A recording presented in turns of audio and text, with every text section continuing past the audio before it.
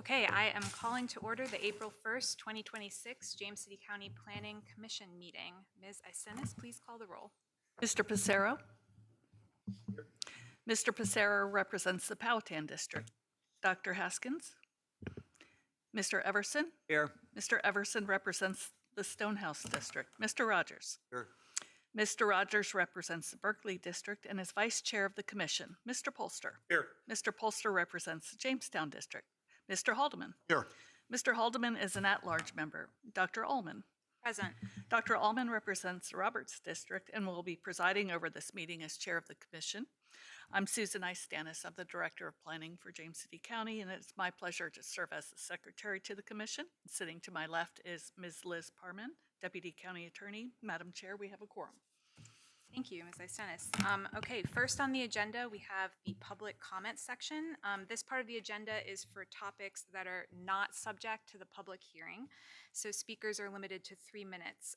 Ms. Isenis, do we have any speaker cards for the public comment? We do not for the public comment. Okay, thank you. Is there anyone here who would like to address the commission at this time? Okay, seeing none, we'll move on to the next item on the agenda, which is reports of the commission. Both the Development Review Committee and the Policy Committee meetings were canceled last month, so we don't have any reports from those committees. So we will move on to the consent agenda.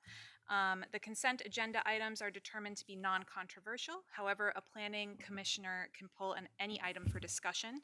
Today we have 2 items for consideration: the minutes of the March 4th, 2026 regular meeting and the minutes of the March 16th, 2026 organizational meeting.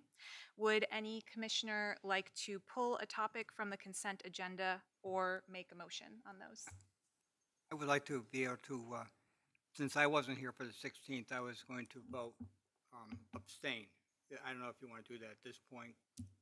Sure, yeah, I think you can do that when we take the voice vote. No problem. Any other?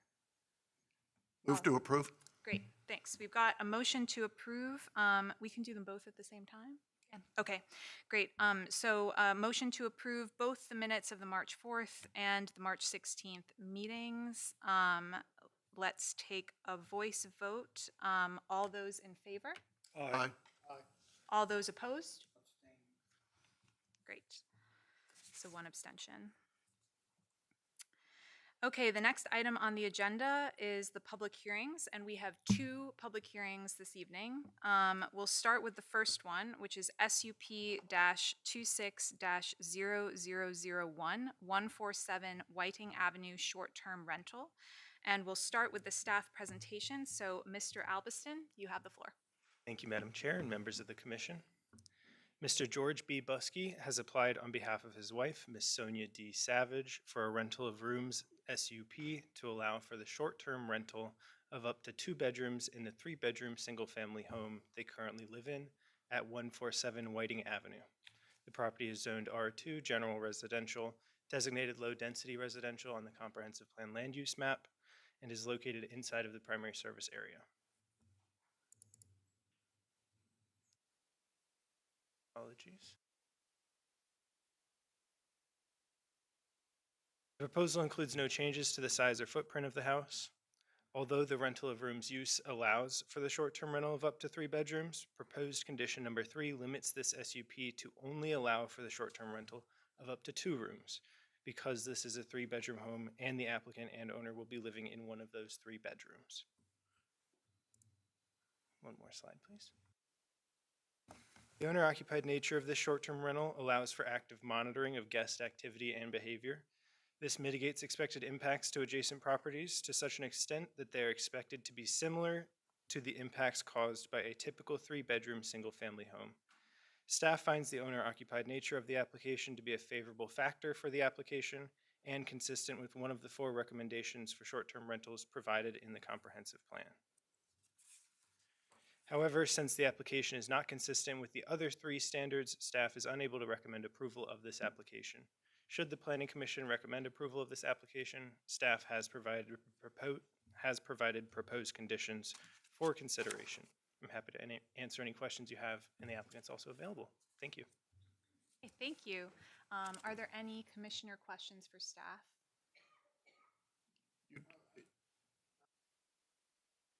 The short-term rental, what is considered short-term? Less than 30 days is what's defined in the zoning ordinance as short-term rental. You have put in a condition, I understand, requiring the owner to live on site. We didn't put that condition in because the packet had already been published at that point, but we do welcome the planning commission to adopt that in their resolution tonight in their vote. Just in case there are people following along who are not here in the room, you mentioned the one favorable condition. Can you briefly mention the conditions that are not favorable? Yes, sir, absolutely. So of those 4 standards mentioned in the comprehensive plan, the first one is be located on lands designated rural lands, neighborhood commercial, community commercial, mixed use, or economic opportunity. It's not met because this is designated as low density residential. The second standard is be located on the edge or corner of an existing platted subdivision rather than internal to it. This standard is not met because the property is internal to the Harwood subdivision. And the third standard is be located on a major road. Whiting Avenue is a local road, thus the standard is not met. Any other questions for staff? Are there any disclosures from any planning commissioners? No. Okay. I've now opened the public hearing. Would the first speaker I know is the applicant, so would the applicant like to make a presentation at this time?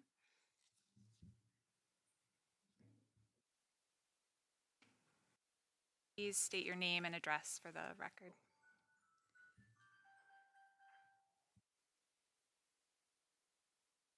Good evening. My name is George Buskey. I live at 147 Whiting Avenue, Williamsburg, Virginia. Okay, good evening. I appreciate the opportunity tonight. I'm requesting approval of this special use permit to operate a small owner-managed short-term rental within my existing home at 147 Whiting Avenue. This is not an investor property and not a commercial event space. It's a residential home that will continue to function as one. The operation will be intentionally low impact. Occupancy will be limited to 4 guests. Only 2 bedrooms will be used. No parties or events will be permitted. Guests will park on the existing driveway. Quiet hours and house rules will be enforced. I will remain actively responsible for the property.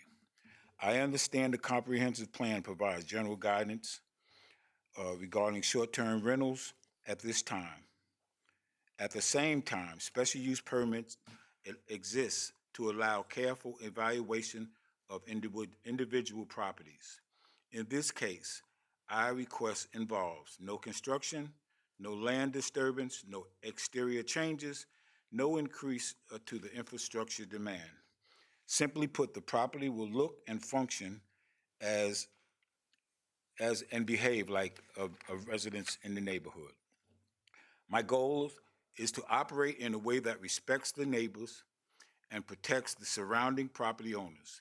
Property rights are important, but it is so being a responsible neighbor. I am committed to both. I respectfully ask your support and approval. Thank you so much for your consideration. Mr. Buskey, are there any commissioner questions for the applicant? Oh, sorry, Mr. Buskey, if you don't mind hanging around for a moment. Yes, Mr. I have Anderson. one. It states in the staff report that they sent you a letter, a notice of violation letter back in November last year, came back undeliverable. Do you live there? Yes, I do. How would it come back undeliverable? That's why I was kind of wondering. Well, it went to the wrong address. I know which letter you're talking about, but I spoke to the planning committee about that, you know. Any other questions for that?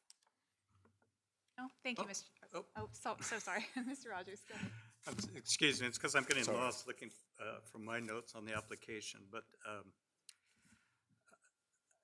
I thought there was some mention, and maybe I'm just not finding it here, that there'd be a reach out to neighbors. I don't know if that happened or. Yes, yes. yes. But we don't I- have that, right? I talked to a couple of the neighbors, and they were gonna come, but they said they're fine with it. They would go, you know. So that's a couple that I talked to. But I have some neighbors here now. The other thing I'm just curious about is, at least this afternoon, it shows the property pops on like a general rental search, and I'm trying to understand how.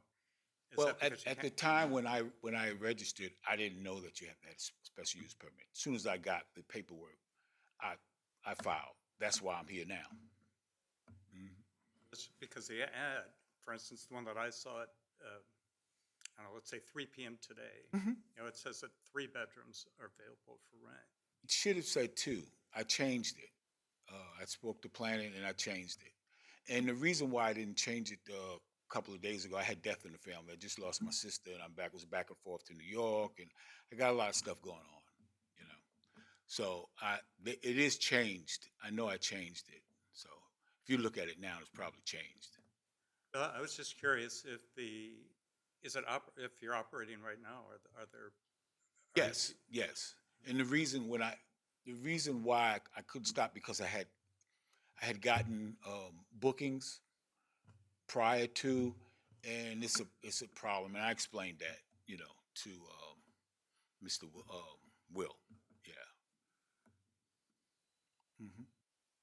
Just as a follow-up. Yes, sir. Is I'm glad you have some neighbors here that are going to be talking in your Yes. support. But for the 2 neighbors, I think you said that you did talk to that weren't able to come here. Yes. Can you tell me where they live They live- relative to Live your right house? They live right next door to me. So, Miss Karen Roberts.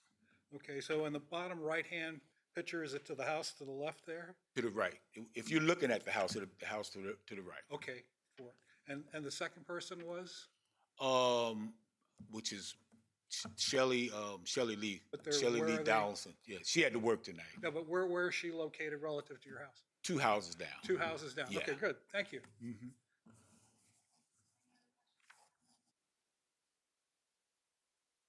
Thank you, Mr. Buzzard. Yes. Thank you. Okay, now we'll take additional speakers. Just as a reminder, speakers are limited to 3 minutes, and please state your name and address for the record. And we do have a couple of speaker cards. So the first one I have here is Glenn Carter.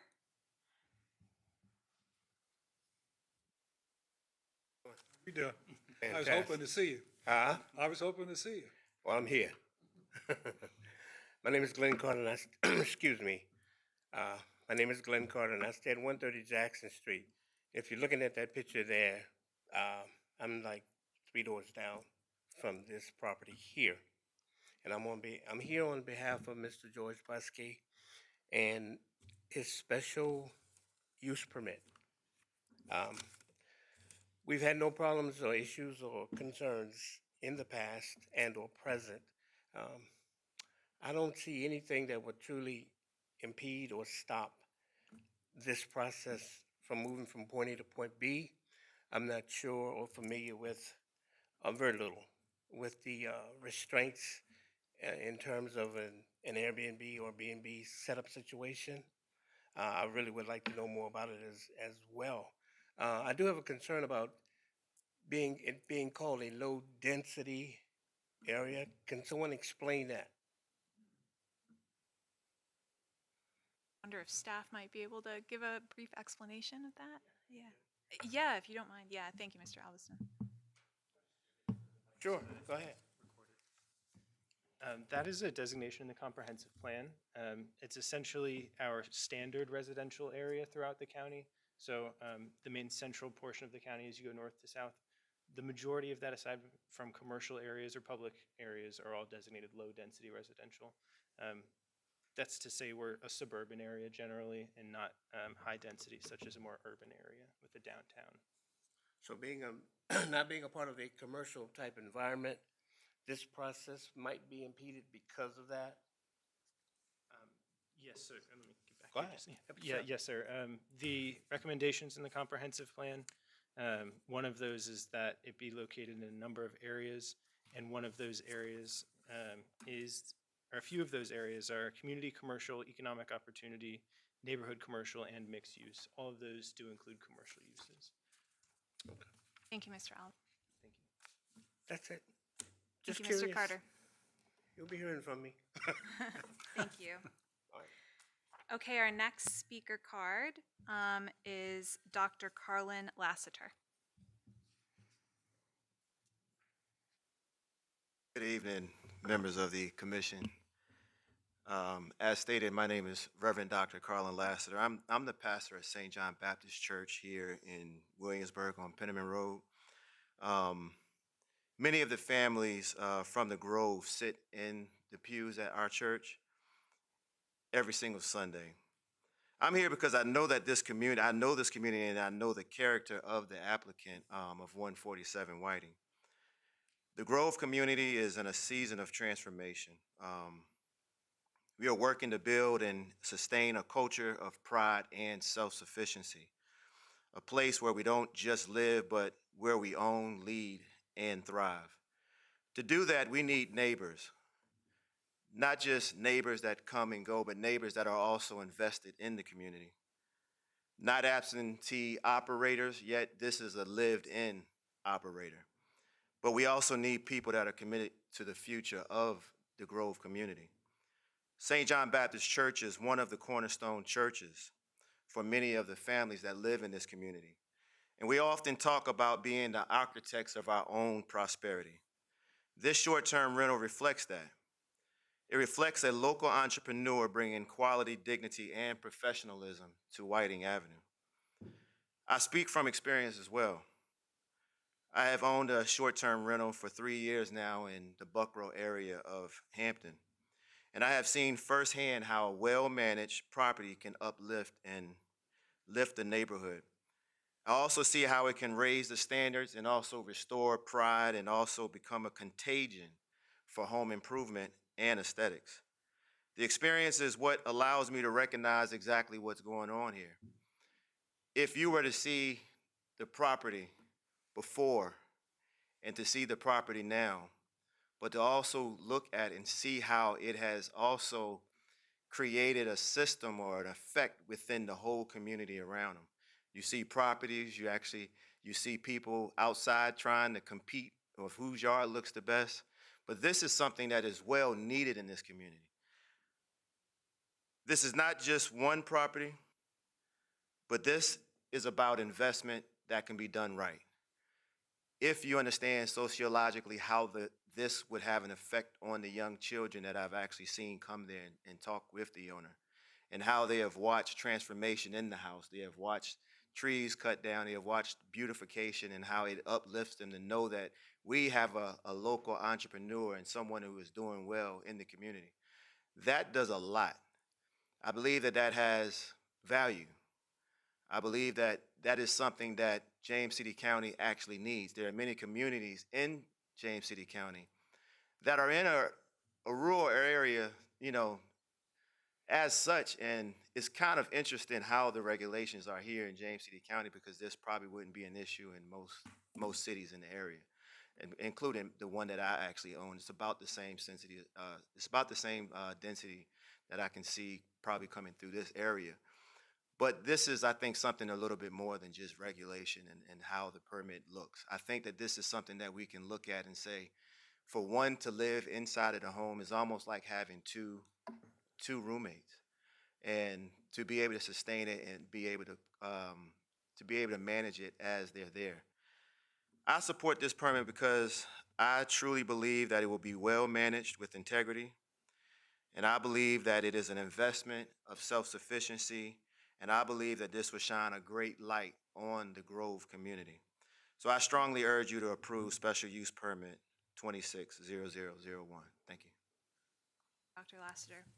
So that concludes our speaker cards. Is there anyone else who's here who would like to address the commission on this matter? Okay, seeing none, I will close the public hearing. And now I will open up for discussion by commissioners. So is there any further discussion on this SUP by commissioners? Yeah, Yeah. Mr. Polster. Oh, go ahead, Jack. No, please. I just wanted to take a second and explain the background of these regulations. We instituted these 4 conditions, I guess about 3 years ago, 4 years ago. It took a lot of deliberation, but the overriding theme behind these 4 regulations is to protect the residential quality and character of residential neighborhoods. This is why we direct short-term room rentals, which is a business, of course, it's a commercial enterprise, into districts that have a commercial aspect to them. We have had complaints anecdotally about people living next door to a short-term rental who rent it out for parties on, homecoming weekend or something, and there's loud music and so forth. And we want to avoid that. We want to protect the residential character of a neighborhood. The second point is these special use permits run with the land. And so when Mr. Buskey sells this property eventually, it'll go to somebody else who will have this SUP already on it. And he may not have the same character as Mr. Buskey. We don't know, and we can't know that. So this is something that we have to keep in the back of our mind as we vote on these applications. Having said all that, the comprehensive plan expressly acknowledges that every location can be considered uniquely, and I plan to do that, so I'm going to support this. I'm familiar with this neighborhood, and as a matter of fact, I've known Mr. Carter for a number of years. He was on the Stormwater Committee, and because of him, we've got a tremendous project that's taking place in Grove to help with the stormwater and the widening of it, and it was because of him. And so having him come here and speak in favor of this means a whole lot to me, especially since he lives only 2 doors down the road. The second thing is knowing that there were other 2 neighbors that live next door that also approved this means a whole lot. And it means a lot to me because this isn't the first time we've seen a situation like this. We had 3 short-term rentals on Lake Powell Road, almost the same sort of conditions you were. But it was the neighbors that came and spoke in favor of it that made the difference in my mind, especially with the notion that they and you live on the property so that you become responsible for that. And if you're agreeable, we would like to add that condition to the SUP that you will, in fact, live in there, if you're agreeable. I hear yes. So the second thing is that when you look at this, what Mr. Holloman was talking about in terms of the SUP going with the property, that was really a big issue with the board and with us because of what happens with the next litter. But you may be aware in the conditions of your SUP that in 5-year time frame, it can be reviewed by the board. And in fact, we've had several reviews by the Board of Supervisors where people didn't pay their taxes, they didn't get a business license, they didn't do the things that they were supposed to do. There were some reasons for that, but the fact of the matter is the board has the ability in 5 years to come back and say, you're not living up to your part of the bargain with the SUP. I think this is a wonderful opportunity for you and for the neighborhood. And having said that, I intend to support it. Discussion. And so I also am familiar with this neighborhood and to speak to what the Reverend was saying, I've noticed, especially at the entrance to this particular neighborhood, I've watched that portion of that west end portion of Grove improve. Right there's a new house that was built with those 2 mobile homes up there were destroyed when the tornado came through back 10 years ago or so, I guess. And there's one thing that the Grove has is character, and I don't think that that it's appreciated enough. So I plan on supporting this. Me personally, I'm pretty big on personal use of my property. So yeah, this to me, I have no problem with this at all, and I plan on supporting it as well. Any other planning commissioner discussion?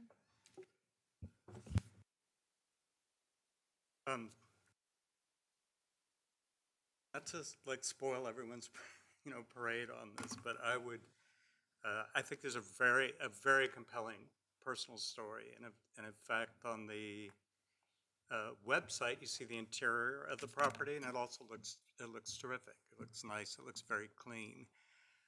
I just, I've seen short-term rentals not go well in neighborhoods, and I'm troubled by the fact that there's allegedly 4 really important things to consider, and 3 of the 4 are not met. So I at least say to my fellow planning commissioners that the next time we see any of these, we need to be cognizant of our custom and our usage, which is to pretty much ignore these criteria. So when I look at the Jolly Pond properties, I can get there with it, and I can support this as well. I just think going forward, we either need to get back to a drawing board of some kind, or recognize that we're all over the map on our short-term rental criteria. Agree. I'm kind of speaking more up here than. Yeah, I'm gonna have to, so with those 3, I understand that there was a lot of work that went into the short-term rental zoning, but when we talk about important things that to be considered, they're really, when you read those 3, they're not really that important. By using those, you're really restricting a lot of communities from being able to do this, such as Grove. Right? Grove isn't set up for this, but yet they are right there next to Busch Gardens. It's an excellent place for people to make some extra money by using their homes for this. If it was something really big, like it was, we're talking about, hotel usage or something like that, when you're just having the parties or whatever. But having something like this, where it's very, very low key, that I don't see a problem with that. And maybe this is something that we should pay attention to with these neighborhoods. I know that we try to, as a planning commission, we try to make things that that'll work in all circumstances, but they don't, and that's why we have the sub process. And something like this, and especially in Grove, I think that we should definitely give them deference on some of the issues, just because of the age of the community, and then how it's made up, from all the way down from the industrial all the way at one end to coming up all the way up to residential at the other. It makes it difficult for them to be able to fit into the planning that we've done, because if you look at Grove, it changes so quickly, it doesn't fall into anything. So I think that we should give them more deference when it comes to SUPs than say Kingsmill, for example. I guess just one last one, then I'll stop. But what I'm talking to is just the idea that we have zoning ordinances that say it's residential.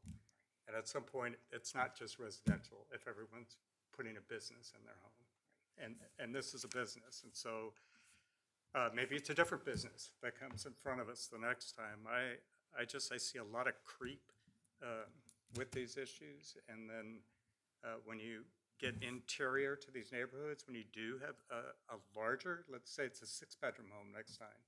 So they want 5 constantly turning over roommates and the cars that come with 5 people. I don't know how we grant it.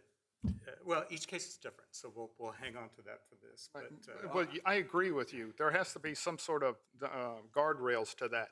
Maybe we says within a particular geographic area, you can only have so many of these at whatever size or whatever. We can adjust that when we look at the comprehensive plan again, or even with the zoning that we're doing now. But yeah, that you make valid points. There has to be guardrails, but I'm looking at the community of Grove as a whole in this, and I think that this would just be good for them. Oh, and by the way, sir, it is still listed as 3 bedrooms on your website. Mr. Everson? This is commercial. I have voted against every one of these because of the home-based business with a parking requirement, which has customers come into the location. This is why it says rural lands, neighborhood commercial, community commercial, mixed use, economic opportunity. Because when the comprehensive plan was written, it was recognized that this is a business. And businesses do not belong inside of residential neighborhoods. And there's another reason why you don't want them internal, and another reason why you want them on major roads. You know, if we're going to take the comprehensive, to get back here, if we're going to take this comprehensive plan seriously, I don't see how you can vote yes on this. You know, I voted no on every one of these that's come in the last 2 years and several months because it's commercial. You have a business license and you have a parking requirement. And I just think parking requirements in residential neighborhood clearly shows it's not residential, it's commercial. I'll be voting no. Mr. Polster? I've struggled with this, and as we went through the comp plan, and before that, with it. But I come down on this in 2 ways. There's the law and regulation, which means jail, okay? And then there's regulatory, which means there are guidelines that depend upon judgment based on the situation that you're given in front of us. And so the guidelines we have are just that. Okay, there may be guardrails, you can call them what, they may be left and right, but at the end of the day, they're asking us to make a judgment about this case. And when we did this and put that guidance, commercial wasn't there, nor any of the things that you're talking about. Okay, they just happened to be some guidelines that were there, but it's up to the committee, the planning commission, to make their own judgment on that. If the board wants us to be like this, then put it in a zoning ordinance. But they haven't done that because they recognize the fact that there are limits to these things that take judgment, which is what they ask us to do. So I'll just get off my soapbox. I'll just add for my, my 2 cents here. I agree with you, Mr. Polster. I think it's really important. The reason we have an SUP process is we're meant to exercise our judgment as planning commissioners on a case-by-case basis. Also, SUPs expire. It's worth reminding folks of that. And there's a reason for that, so that they can be reevaluated if there are issues that transpire. And I just want to add, Mr. Buskey, I was very impressed by your the case that you presented in the application materials. I thought it was really clear and compelling. And so for my part, I also plan on supporting this application. Okay, any other discussion before I will entertain a motion? Yes, Mr. Polster. I make a recommendation that the planning commission recommend to the board of supervisors that they approve special use permit 26001, 147 Whiting Avenue, short-term rental. With conditions, with the addition of the condition that he live in the house. Okay, we have a motion to approve with conditions. This is a roll call vote. So Ms. Istenis, please call the roll. Mr. Haldeman? Aye. Mr. Polster? Aye. Mr. Rogers? Yeah, aye. Mr. Everson? No. Mr. Pissarro? Aye. Dr. Allman? Aye. Motion carries. Okay. Moving on to the next public hearing item. We have the rezoning -24-0013, master plan -24-0005, SUP -24-0033, the Bluffs at Kiskiack. And we will start, as usual, with the staff presentation. Ms. Suluf, you have the floor. Thank you, Madam Chair, members of the commission. Ms. Istenis is passing out revised proffers, which I emailed to you earlier today, just in case anyone needed these paper copies. These are not signed. That's why they're not swapped out in our agenda. We keep the signed ones for the PC meeting.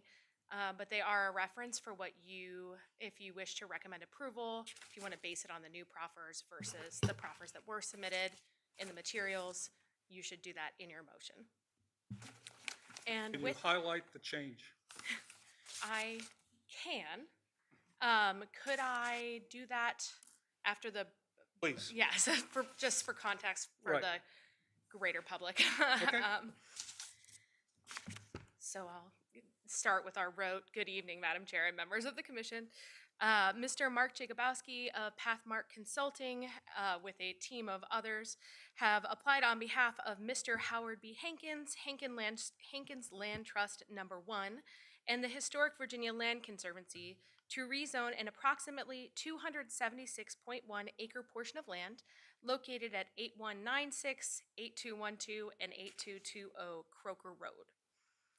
This application also includes special use permit requests for the extension of public water and sewer facilities to the site, a permit for an open air museum, and a permit for the existing resource recovery operation. The properties are currently zoned M1 limited business / industrial with proffers and are located inside the primary service area. 8196 Croker Road, or the Conservancy property as I will refer to it for the rest of this time, is designated as community character conservation, open space, or recreation on the adopted comprehensive plan, while the remaining parcels are designated mixed use. As the requested SUPs are only necessary should the rezoning application be approved, I'll start my presentation and spend the majority of my time discussing the rezoning requests before moving on to the other elements of the application. This application requests to rezone approximately 56 acres of land on the Conservancy property from M1 to A1 General Agricultural. The remaining 220 acres of the site will go from M1 to MU Mixed Use. Staff views this request as bringing the zoning of that Conservancy property into conformance with its land use designation as it represents a downzoning, meaning impacts related to the potential uses of the site in the newly proposed district are considered less impactful than uses permitted by its current district. For the remaining 220 acres, including approximately 5 acres of the Conservancy property, they're again proposed to be rezoned from M1 limited business industrial to MU with proffers, and the mixed-use development titled the Bluffs of Kiskiack, or the Bluffs, is divided into 9 land bays to be developed in 4 phases.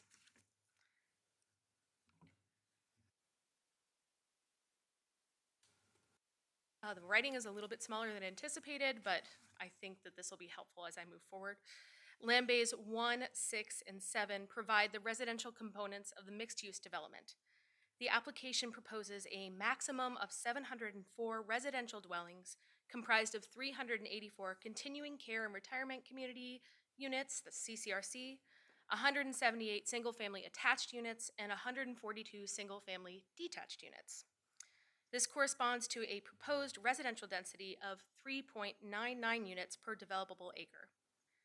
The applicant has proffered that 30% of the non-CCRC dwelling units will be made affordable for those making up to 80% of the area median income. While well within the recommended comp plan limits for overall density, which is actually 6 to 12 units per acre for a level 2 mixed-use area, 2 land bays exceed their zoning ordinance density caps for their use types. As such, the application required 2 density bonus points, which the applicant is achieving through proffering a stream restoration project identified in the Skimino Creek Watershed Management Plan, as well as through proffering binding design guidelines. It should be noted that the proffered affordable housing is not being used toward those density bonus points. Land bays 2, 3, 4, 5, 8, and 9 house the proposed non-residential uses, including 24,500 square feet of commercial development for retail, restaurants, and potentially a hotel, 22,000 square feet of office development, specifically medical offices, 5.2 acres for an open-air museum and visitor center shown on the plan as President's Walk Museum, 12.5 acres for an open-air place of public assembly and community gathering, and 4.8 acres set aside for dedication of a future public use site.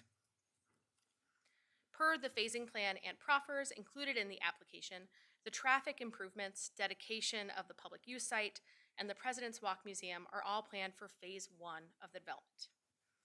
The CCRC, commercial, and single-family attached are all planned for the second of 4 phases of the development, with, of course, the remaining uses in the third and fourth phases.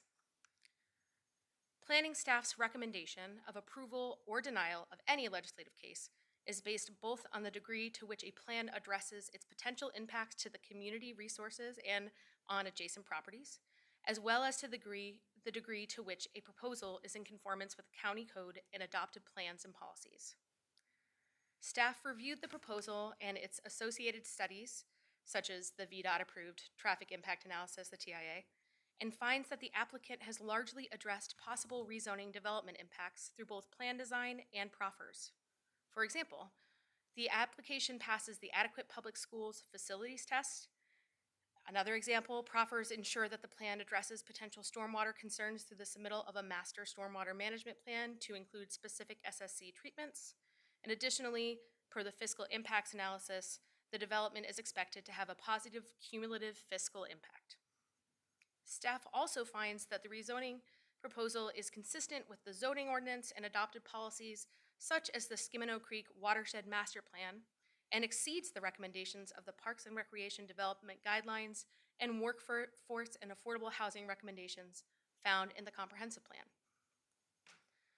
While staff finds that this proposal is consistent with the broader recommendations for Level 2 mixed-use areas in the Comprehensive Plan, the Croker Interchange is unique in that it assigns specific recommended uses to 2 quadrants of that interchange area. This proposal is located in the southeast quadrant. Recommendations for the southeast quadrant do not include commercial or residential uses as either principal or secondary recommended uses. As such, staff cannot find the proposal consistent with the comprehensive plan and cannot recommend approval of the rezoning applications. Should the board approve the rezoning request, the applicant has also requested SUPs to extend water sewer facilities to the site, to permit the operation of the proposed museum, and to permit the operation of the existing resource recovery facility.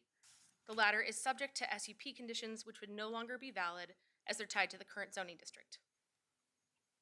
To this end, staff has recommended conditions which mirror language of earlier conditions, while also adding language to ensure timely phasing out of the operation as the MU development builds out.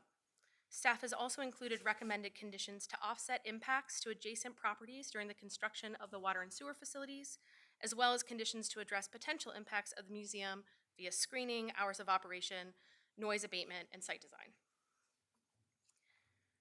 Virginia State Code states that no public facility should be constructed unless the Planning Commission finds the location of the facility substantially consistent with the adopted comprehensive plan. The proposed location of the water and sewer mains are inside of the PSA, which is usually the primary consideration for our recommendation. For the Commission's consideration, consistency and inconsistency determination resolutions are included as attachment numbers 12 and 13. Staff cannot recommend approval of these applications as the proposed rezoning is not consistent with the adopted comprehensive plan land use recommendations specific to the Croker Interchange mixed-use area. As staff does not find the requested use to be consistent with the comprehensive plan, staff cannot recommend a finding of consistency for proposed public facilities extension to serve that non-conforming use. Should the Planning Commission wish to recommend approval of these applications to the Board of Supervisors, staff recommends doing so subject to the attached proposed conditions and proffers. And coming back to those proffers, there are kind of 2 major areas where they differ, and Mr. Getty is right behind me, so he can be more specific with the lawyer lingo. But in general, the majority of the changes were made to the proffers dealing with the Stormwater Management Master Plan. Basically, getting more and more specific to include not just that the plan would be submitted and that it would meet code, but going above and beyond what might just be required by code for the preferred methods of our specific SRP division. And so that's reflected in a few extra sentences on just how they'll meet certain elements that would be required by that plan. The second is kind of a smaller change, but it does tend to come up and is frustrating when it does. We've had several communities that had 8 tennis courts switch to pickleball, and it, starts a whole proffer amendment process because it's called tennis courts in the proffers, and now they're switching the use. So planning staff worked with the applicant, and the applicant has changed that language to be more inclusive should the recreational desires of their residents change to whatever the newest racket sport is in 20 years. And they don't have to come back for that. So that's my brief summary of them, and I will for sure let Mr. Getty go ahead and elaborate on that, if that is okay. And I'm available to answer any other questions that you might have. Or Thank you. Thank you, Ms. Sulov, and also thank you for the very thorough staff report for this complicated case. Really, really appreciate that. Are there any commissioner questions for staff? Yeah, Mr. Foster. I wanted to echo exactly that. I mean, it's very complicated and very long and lengthy. And I'm not surprised that you came in late with the change here since it was 5:04. But I did want to comment on something that I thought was a nice addition, and I hope we see it in other SUPs. And that's the housing affordability analysis that you did, where instead of me having asked, what's the current AMI of 121,000, and then what does 60% for a house cost, and then what does that mean for a rent on there, you very clearly lay that out so that if I went to the proffer and said 80% and below, I would know what the rental was or what the house cost was, which is always a question for me. So thank you very much for that. I may credit where credit is due. Okay. Morgan Reisinger Oh, that included figures. that on her staff report for the board for a recent rezoning that you guys had already reviewed. So I don't want to take credit for that as much Oh. as I would love to. Pass on to Morgan, thank you very much, I because will. it was very helpful in trying to look at what this meant, especially when you start looking at how it escalates and the involvement of the staff in terms of the rental and the second mortgage and all the rest of that for that. If I read it correctly, and I only did a quick scan, the difference that I see in here is in that stormwater, but it has to do with a BMP YR005, which sits by the dam.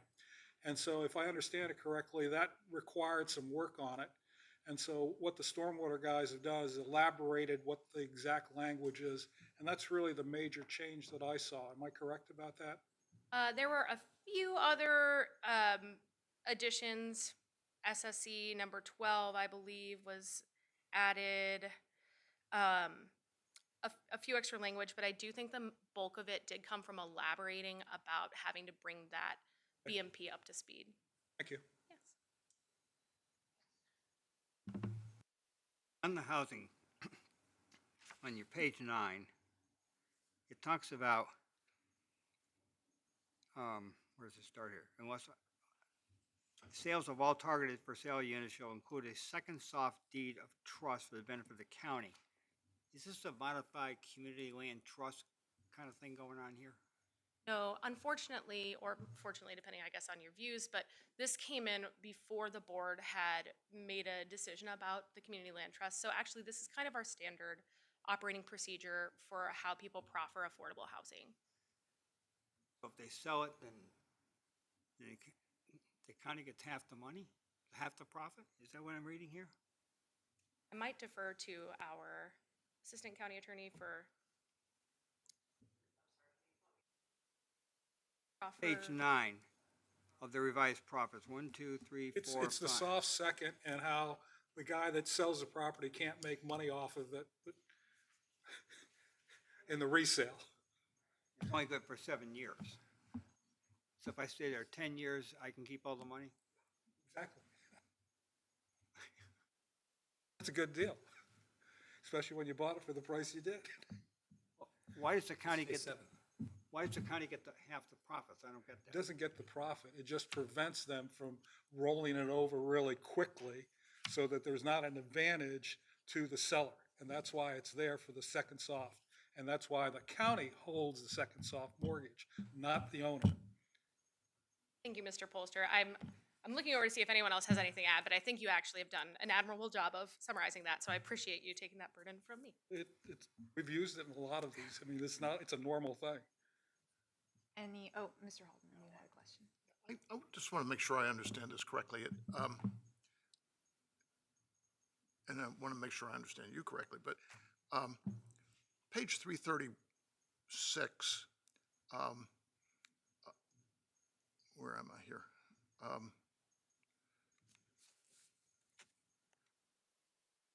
Principles, this is specific to the Croker Road interchange. In fact, this is specific to the southeast quadrant of the Croker interchange, page 336 of the comprehensive plan. The principal suggested uses for new development or redevelopment of the mixed-use Croker interchange southeast quadrant include light manufacturing and office, period. Correct. It doesn't mention residential. Correct. And then on page 332, I read, oh, wait a minute. It's in here somewhere.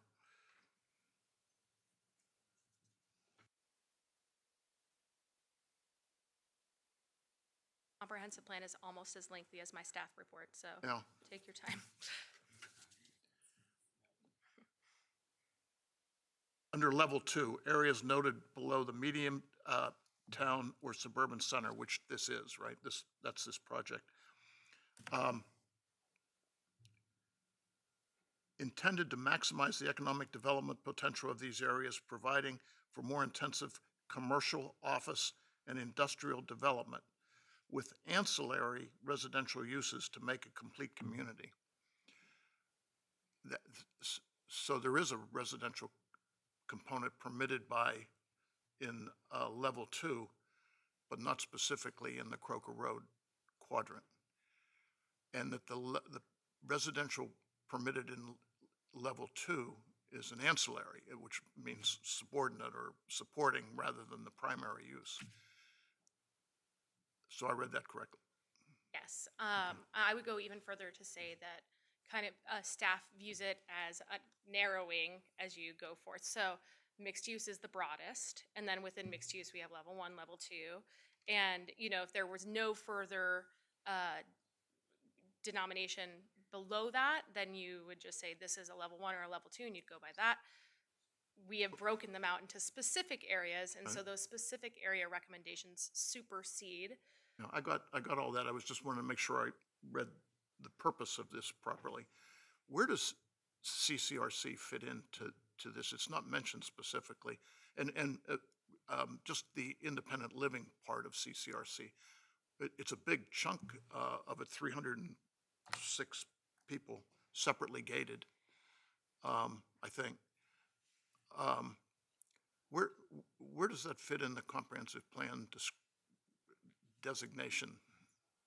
CCRCs are kind of unique beasts, and I might lean on any other staff member who wants to chime in on that, but CCRCs are viewed as kind of a mix of institutional and residential uses.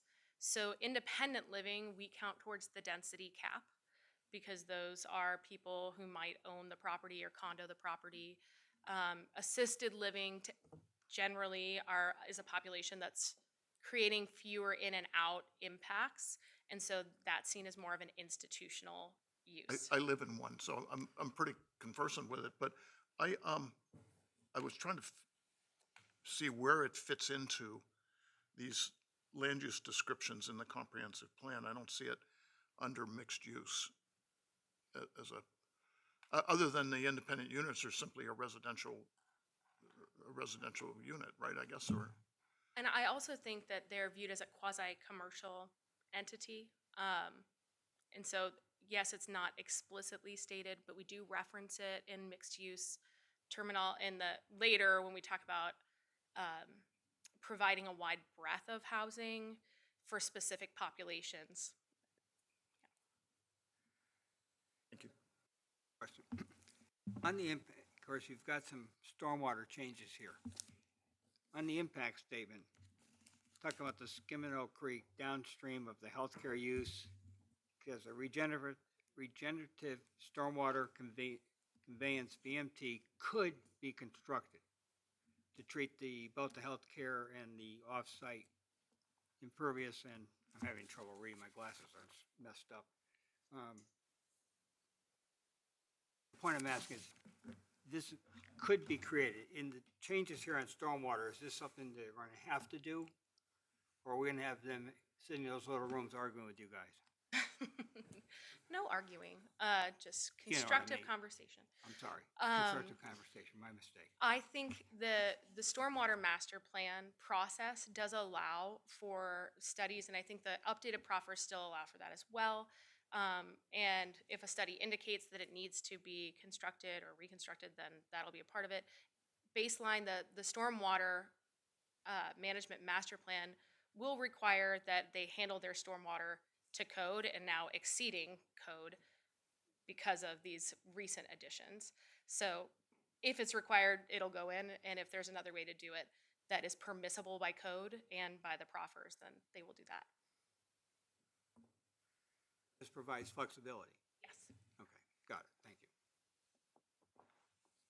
Other questions for staff? I'm sorry, me again. Phasing.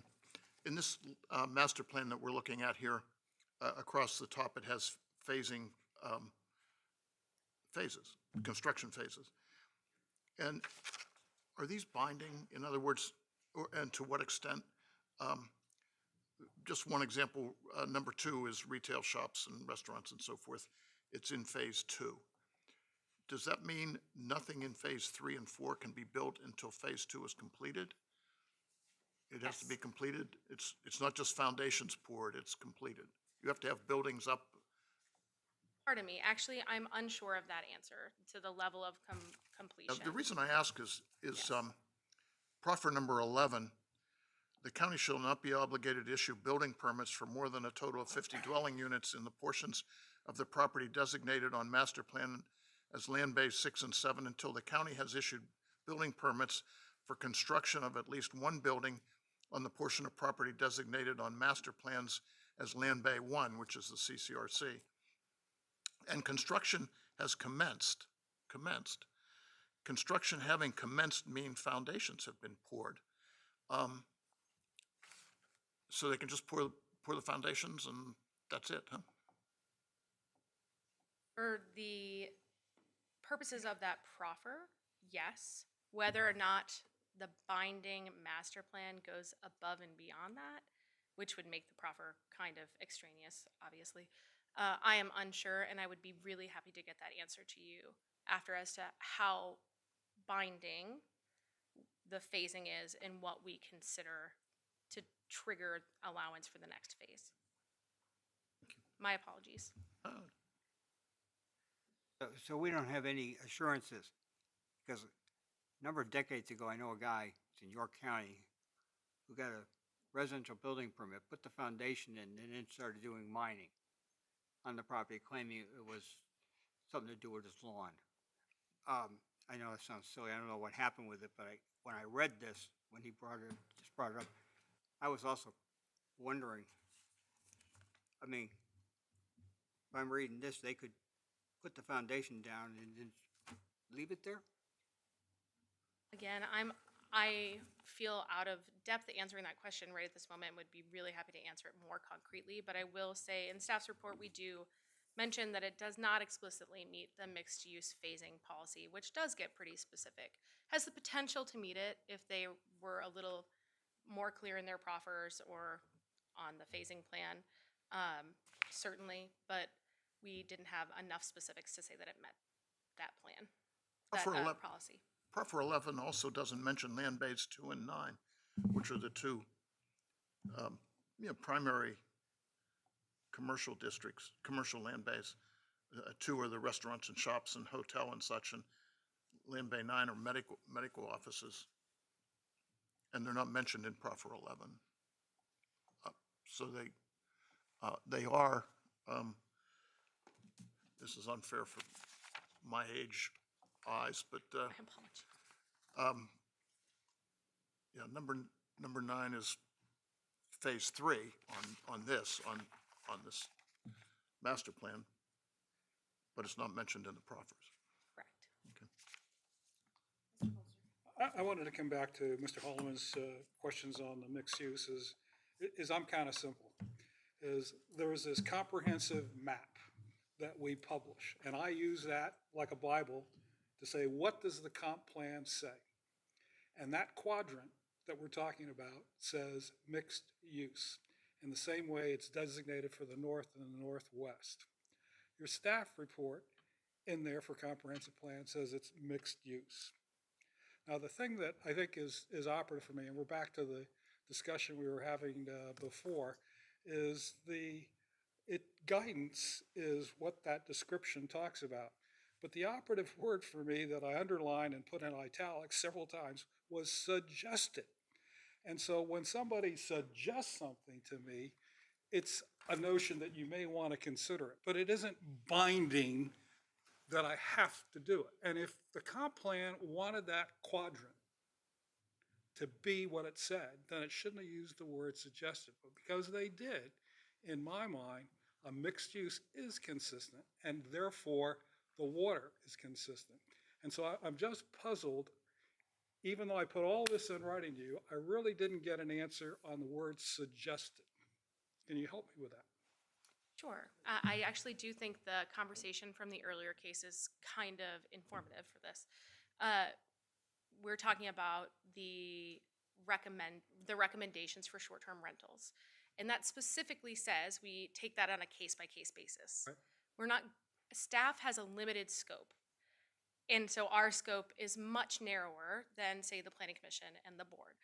Okay, Yes. so your staff report is black and white, down the middle of the road, that's what it says. Right. But the fact that the word suggested may mean that it permits some, you can't say that, but we can. I feel most comfortable saying what I am allowed to say, Right. which is. Exactly. Okay, I just wanted to make sure that we weren't talking about semantics about that, but what the language said. And the reason I said that, as I said in my note to you, is I sat there for the comprehensive plan and specifically on this interchange. And I voted for it for mixed use because I didn't want to see mixed use like an eastern state and clogged up with all the traffic. And better it should be at the eastern state, and better that Mr. Holt, who got the Croker Road widening, to help any problems there. And so it was a better fit for a mixed use there than it would be someplace else. And so it was very important to me to understand that we could put mixed use in that quadrant. Now, I would have preferred maybe something else because of the tax free trade zone, which it's capable of. But they never came forward, and these folks did. And so I just want to make sure about when I say I think it's consistent, that it has some basis. And that's why I asked the question. Thank you. Sarah. I've got a couple of questions. I don't know if this thing works.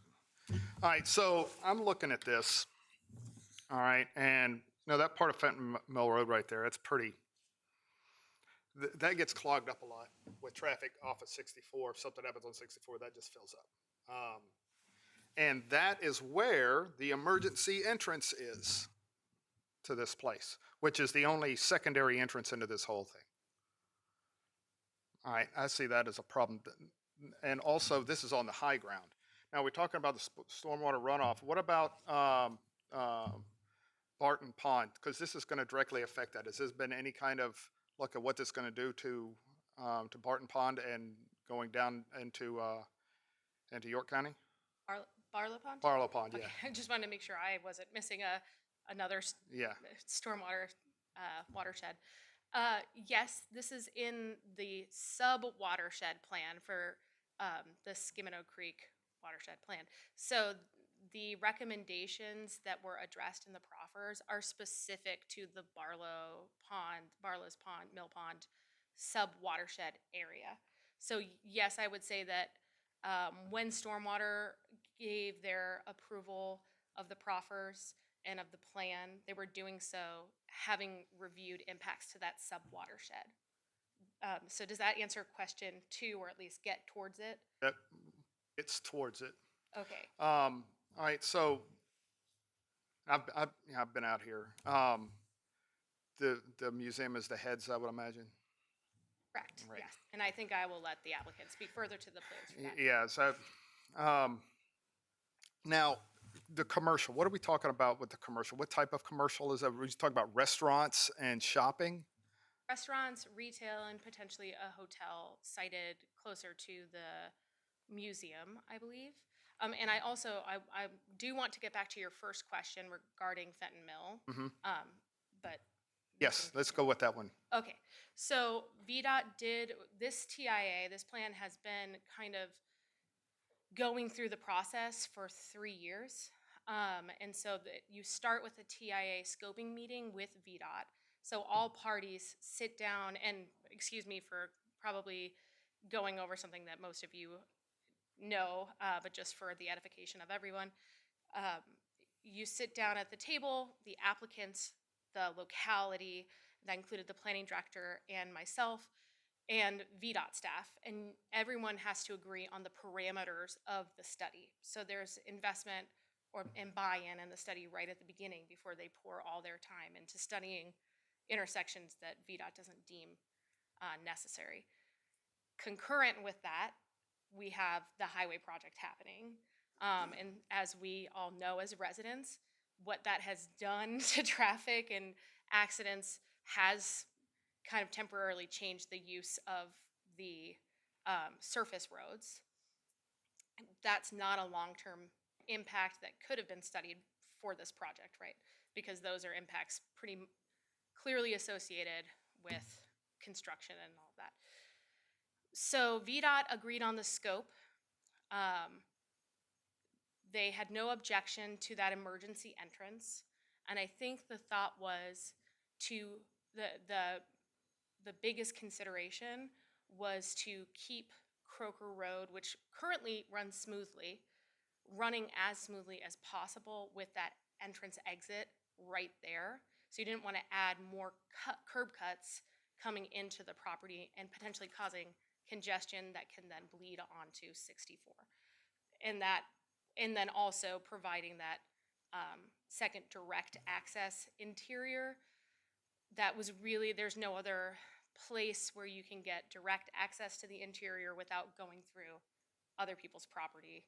So VDOT did not have an objection to that study, and there, you know, I know anecdotally we all experience using Fenton Mill as that cut through if there's something happening on the highway, but overall, in studying it and agreeing upon it, VDOT did not think that the most impacts associated with this case would be occurring on Fenton Mill. Well, when you're going to see impact on Fenton Mill is when there's going to be something happening on 64. And weather causes things to happen on 64.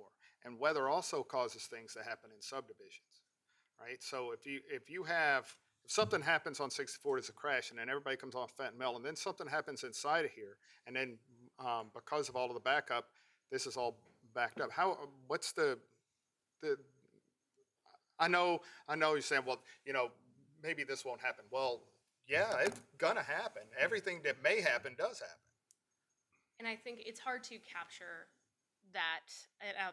I know that engineers from the team are here, but from a staff perspective, why we were okay with the scope, primarily one, we're working in conjunction with VDOT, our subject area experts. And two, it's very difficult to capture every iteration of possibility in a scoping document because there's only so many ways that you can quantify delay. I realize that, and I know VDOT does a really good job of what they do, but they don't live there, right? Everybody here has lived there. We know this. We know what happens. I mean, I've lived here for 17 years. So I've seen everything that could happen along that road. I've seen it happen. And now we're looking at putting this in there. And here's another thing too. It's going to, regardless of what VDOT may think that the traffic's going to increase on this road if you're going to put commercial in that because they're going to stay off of 64. Right? And so, I don't know. I wonder, Mr. Pissarro, if there's a question for staff in there. Otherwise, we Yeah, can go direct ahead. Yeah. We can direct some questions to the applicant perhaps, and also Yeah. in our own discussion. Any other questions for staff specifically? I'm sorry, Ms. Suloff, but Staff's report shows CCRC has 384 units. Pardon me, the TIA shows, quote, "a continued care retirement community consisting of 832 units," close quote. In the TIA summary. Mhm. I find that interesting. I So am did I. wondering if it might be a typo. Okay. And I But am the happy correct to number go is back. 800, is, the correct number is 384 The units. correct number and the binding number is certainly Okay, 384. that's So good. That's all I need to know. I will just add that if the TIA did erroneously account from some earlier iteration of 884 units, then it has overestimated the impacts, and that's usually the direction we want to go in. But yes, the binding number is 384. One of my pet peeves is in proffer number 10. I've brought this up in earlier applications. The maximum sale price for each unit, for such units, so we're talking about affordable housing, units sold in 2025 shall be $272,000. The per unit maximum sale price in any subsequent year shall consist of the maximum price specified above, that is $272,000, plus any adjustments included in the Marshall and Swift Building Cost Index, section 98, so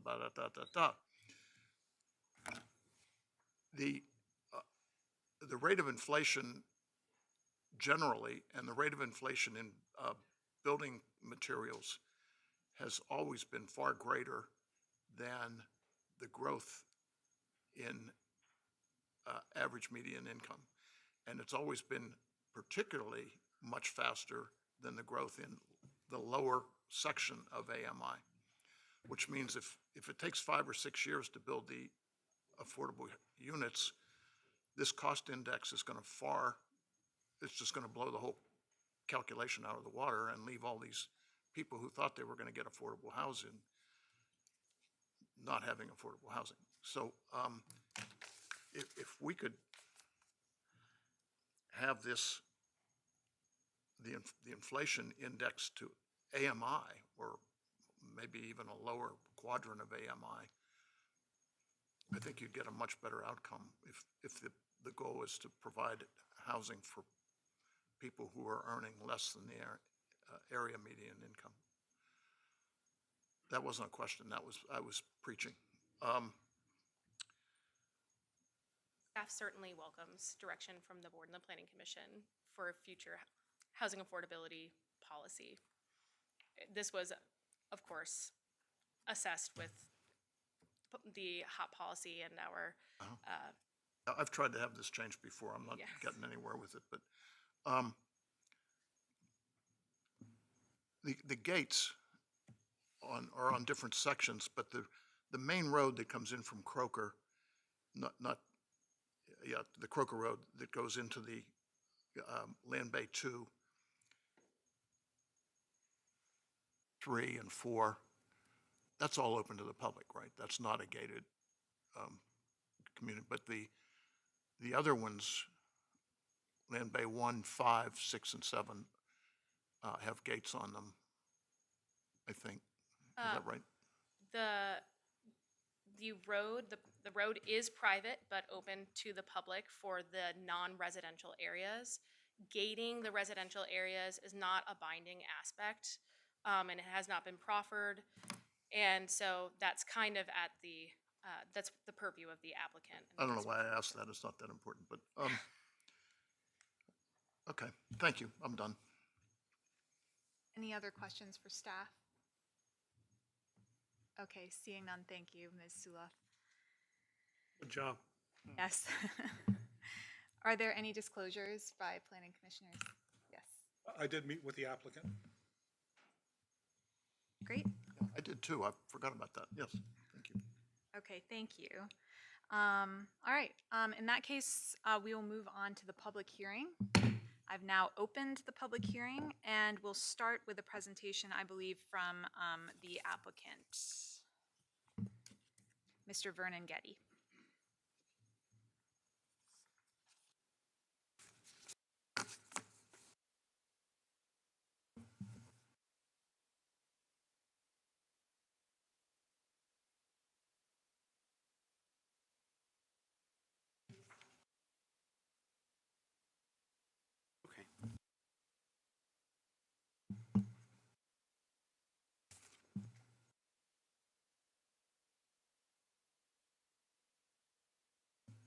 Madam Chair, Commissioners, and staff that have all worked on this with me for over 2 years now. I appreciate the opportunity to come before you and talk about this project. First thing that I want to do is introduce our development team that you see behind me. First of all, our attorney, Mr. Vernon Getty, I think most of you know. The owner of the property, Mr. Howard Hankins, is sitting directly. Aaron McPherson, you had questions about the VDOT analysis and traffic. She's the platinum standard for answering any of those questions. Very well known. I have land planning and design VHB. The principal is Stephen Romeo. Landscape architect, Mr. Stephen Talley with him. And Anthony Lobea is also part of the VHB team that is here today. You look on there, our marketing team that you'll see. There it is. Okay. Now you Introduce can your see. name and address, please, for the Pardon? record. Your name and address for Yes. the record. Yes, I'm the development director of the project. My name is Mark Jacobowski. I live at 33 Yardley's Grant, Williamsburg, Virginia, 23185, and have for 20-something years. The marketing team that you see up there, they're not with us tonight, but these are folks that used to work with very well-known Howe Creative here in Williamsburg for Kathy Howe. They've gone off on their own. That is our marketing team. And as I said, I'm the director of development. I've been doing this a very, very, very long time. The first thing that I want to bring your attention to is this map. You've seen this in a different configuration in the package that was put out for submission. This is a look back into history. 1657, John Hankins, an Englishman, resided on this property and was given a land grant from King Charles II. You can see the width and the breadth of the property, our site lying in the area that is highlighted. And just for reference, if you look to the right at about 2 o'clock, 2:30, you'll see where I've noted the York River on here, so you have some perspective. Just at about 7 o'clock on my York River mark is Albert Hankins. That's Riverview Plantation that was there. This is just a testament. These people have owned this property ever since the 1600s. It's not changed hands. One family ownership for this.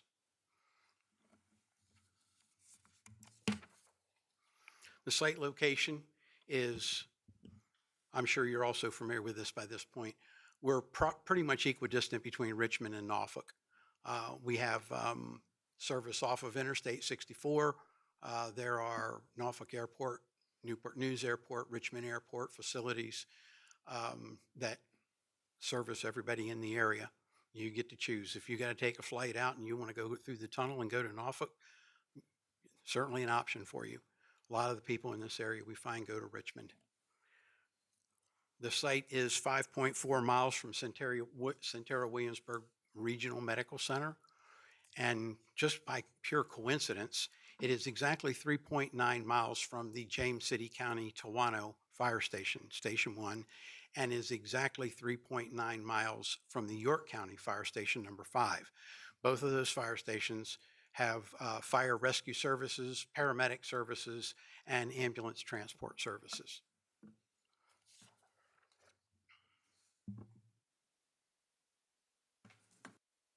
I'm going to be able to answer a lot of the questions that you guys asked. When I get to the end of my presentation, I'm saving the best for last. Mr. Getty will come up and he will address proffers, the environment, and several other questions that you've had.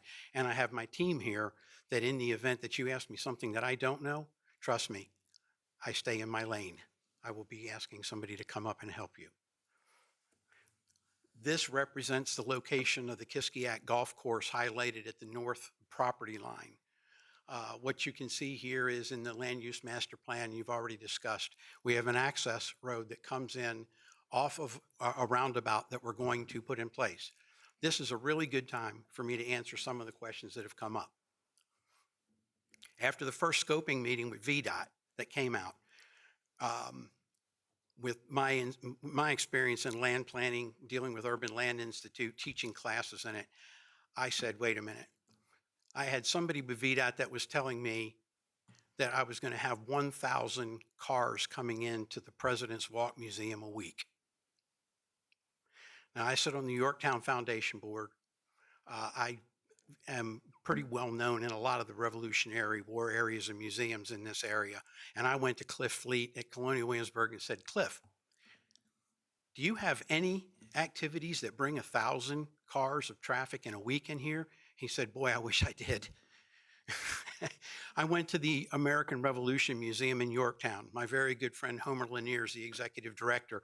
I said, Homer, when on your best days in here, your best weeks, do you have anywhere near 1,000 cars that come in and out of here? No, I don't have a parking lot big enough for that. That would be, potentially 100 some cars a day. No. So at that point, I went to my team at VHB in traffic and said, they're of course doing their job and making recommendations. I said, stop. I'm not spending another hour of the owner's money, another dime of anybody's time, because we can't ever get time back. I'm doing everything that VDOT wants. I'm not debating. I'm not arguing. I'm not doing the normal thing, which would drag this project out substantially. I said, we're doing it just the way it is, just the way it came. And we've proffered it as such. All of the improvements from Rochambeau, Fenton Mills widening, and the turn lanes that are specified that are on there, the roundabout that you see at Croker Road to prevent people from doing U-turns on Croker Road, all being put in phase one. So when you look at the phasing is in there primarily for algorithms and calculations on, does this work? And I think that Roberta did a really good job to tell you all that it does work. Everything across the board. It either meets or exceeds every issue that came up for review by staff. So saying that, phase two will come, number one, if the CCRC, we have the contract with the folks that we're talking to, several that you all be very familiar with. That's going to be a long-term thing. That's going to take quite a bit of time to get that done and established. And of course, for them to come in, they'll come in with their development plan. They'll come in for building and permits based on their site that they have, that we have laid out for them. However, the real next step in this, and I have found this by coming to meetings with the Planning Commission, the Board of Supervisors, I've probably reviewed 16 projects that are maybe a little larger than this and really a lot smaller that have come before people, and I've taken notes and written down all the stuff that doesn't work, and they get denied and they get turned down. One of those things is affordable housing. And I agree with the comment that was made up here from Mr. Haldeman about with the pricing and the price of materials going up, that if you wait until 6 years to do the affordable housing, heck, a piece of plywood, we've already seen it go up, with the problems that we had during the pandemic. A piece of plywood could be $250 a sheet by then. And then what happens? Well, then we all have to come back and sit down. I am going to be the construction manager, the development manager. I'm going to be managing the homeowners association for this project. And I think I have a pretty decent reputation in this county, or I wouldn't have designed this. The homeowners portions of the affordable portion is going to be put in simultaneous to work on Land Bay 1 on phase 2. The only thing that will be in this project before that will be the President's Walk Museum. Now, the intent there was to have that done. We started working on this to try to get this through by the end of last year so that I would have 6 months to start moving the president's heads. I have a sculptor that worked on the project initially when they were moved near the water country location many, many years ago that's online waiting to come in to do some restoration work on these things. We were hoping to have this done for July 4th of this year. And I have many, many, many personal and other reasons why we wanted to do that. Okay. James City County and the historic triangle, in my opinion, has for a long time been a redhead stepchild. You get Jamestown, you get Yorktown. So we wanted to have this done. And by means that I'm not going to go into with y'all, we got held up, tripped up, so on and so forth. But that's going to be the prime first part finished to this, so that we have people coming into James City County on their way to Colonial Williamsburg, to Yorktown, to Jamestown, to come in and see. We've already got thousands of people here that come in and see them sitting out there the way they are now. Who would think that if we put them in a museum and they had a hard surface road and a nice place to park and a nice museum building out in front of them, that wouldn't want to see these things? So just a point to go further. The second entrance was brought up and debated with a few of the boards of supervisors that we met with. And after they looked at the TIA and realized that there is a bulk of traffic on Fenton Mill Road that's going in the opposite direction, this is located closer to the entrance where Fenton Mill dumps into Croker. It's on the opposite side of the road from the heavy traffic coming off the interstate. And it's right adjacent to property in Land Bay 8 that we are donating up front to James City County for the possibility of a future fire station, police station, whatever really the county wants to use it for. But I've been a first responder in James City County for 8 years. I'm now in Albemarle County, working out of Station 2 there.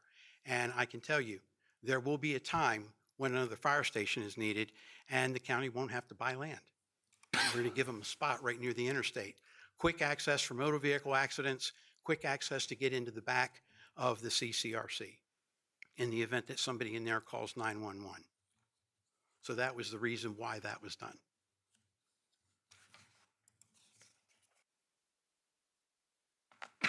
This is a look, a cross-section and design of the Club Drive entrance. If anybody's concerned about what's it going to look like over there, what our intent is, you can see here, this road takes up approximately 5 acres of property. It's 120 feet wide. We have 4 lanes of traffic, 2 in each direction. We have pedestrian walkways, and we have street lighting, we have street trees and landscape buffers that'll lead all the way into this property from that area. Rendered master plan is again, it's a bit redundant, but what it shows you is we have places that are already allocated for BMPs for stormwater in the event that we need them. We've got sidewalk design, we've got parking. Everything is actually, again, the language is that Roberta used, we meet or exceed everything. That's the simplest way to put it. Landscape buffers, recreation, walking paths. We'll explore those a bit. Commercial development, the site has 159.2 developable acres. We have 65.1 acres of planned commercial development. The healthcare we show you in here, life plan community. Life plan communities are institutions. This community, 55 and over to enter, the thing that we're looking for here is that this entire project I've designed as live, work, play. You can live there, you can work there, you can play there. Sure, you're going to have to go off and do your, grocery shopping out at a major grocery store somewhere. Sure, you're going to have to go to the library or to go up to the airport or whatever. But predominantly on day-to-day life and weekend life, we've built in a tremendous amount of facilities. Public place of assembly and community gathering area will attract, already spoken to the people that do the Shrimp Fest, for example. They're very interested. They like the location, they like the idea. We're not talking about bringing Taylor Swift in here. We're talking about bringing in Good Shot Judy and, other bluegrass bands that you might see and hear, entertainers around town. Craft beer and food trucks, for example. Are you nearly done, Mr. I'm nearly Jackowski? done. Yes. Just a few, 30 seconds more, Okay. please. Residential development. You can look on the residential development side and see where we have 23.1 acres, 100 lots that are set aside up front for affordable housing. It's 30%. It's actually 33%. Again, once again, we're exceeding the 30% that we put in, which is exceeding the recommendation for affordable housing. The housing mix, you can see those. These renderings are exactly what Stanley Martin Homes, who is one of our builders, and Eastwood Homes, who is the other builder, is going to build in here. We refer to the tennis courts and the pickleball courts as sport courts because I don't want somebody to go take a pickleball court apart and decide to put a badminton net up, and then we got to go get a master plan revision and go through that process. Thank you, Mr. Jacobowski. Yep. Are there any planning commissioner questions for the applicant? Yes, Mr. Polster.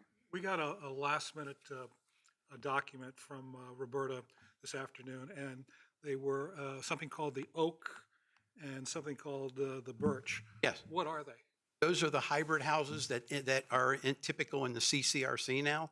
So those of you that are familiar with Williamsburg Landing, for example, Patriots Colony, the cottage house has sort of gone by the wayside in healthcare. I designed a very large project called the Summit Healthcare for LifeSpire Homes. It was actually first for Central Healthcare in Lynchburg. LifeSpire bought it. When LifeSpire bought it, the first thing they did was they got rid of the cottage concept and went with the hybrid concept. You can build 4 buildings of hybrids on the same property that you can put 3 cottages in. And the cottages are more labor intensive to service. You provide adequate square footage, 2,000 square feet on the round. You're giving people garages or drive under parking, all the amenities that you would get typically if you're in a cottage at the landing, you're going to get in a hybrid here. Just to make sure, is Land Bay 1 is where the oak and the birch are going to be, is that right? That would be correct. Okay, good, thank you.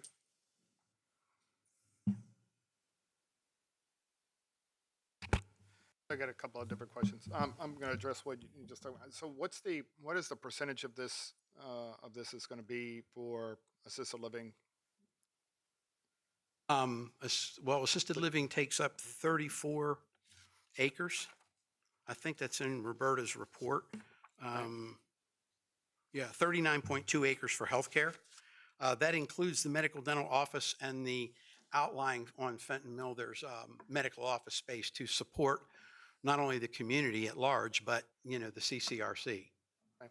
And then, so now you mentioned, I'm going to go back to the entrance over here on this emergency entrance. Mm-hmm. Now, when you first started speaking, you mentioned how close it was to the York and to the Tuano Fire Departments. Which why would you need another fire department 3 miles from another fire department?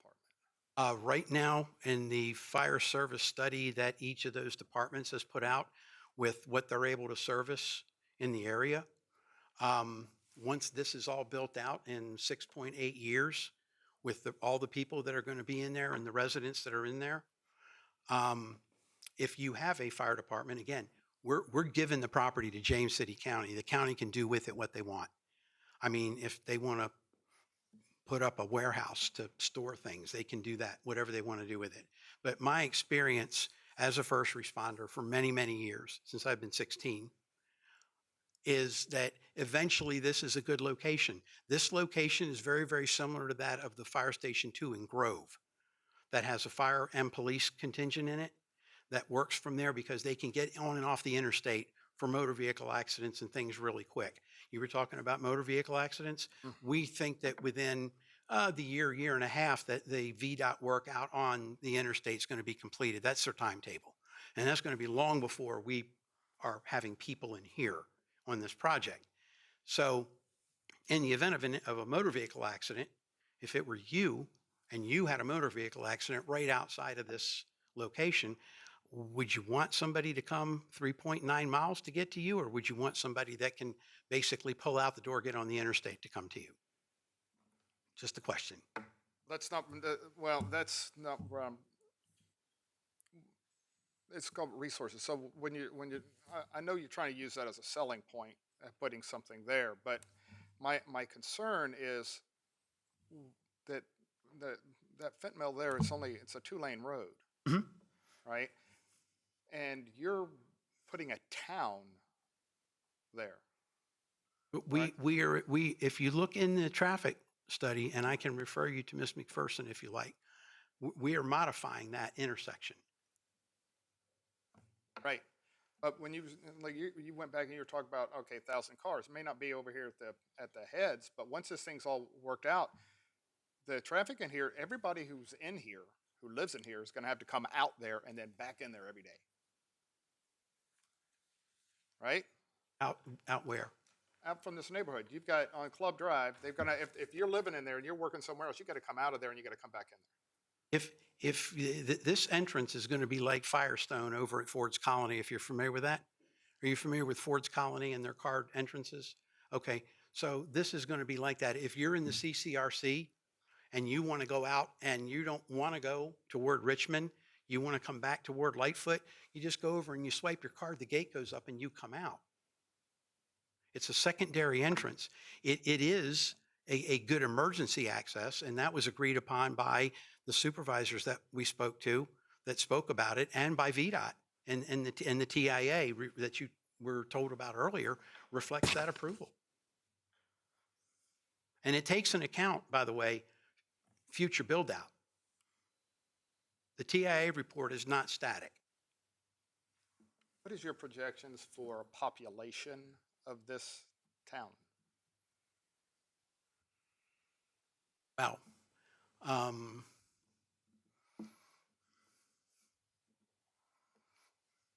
mean, you got 300 houses, you put, I don't know. Roberta, you probably got something on this. Help me out.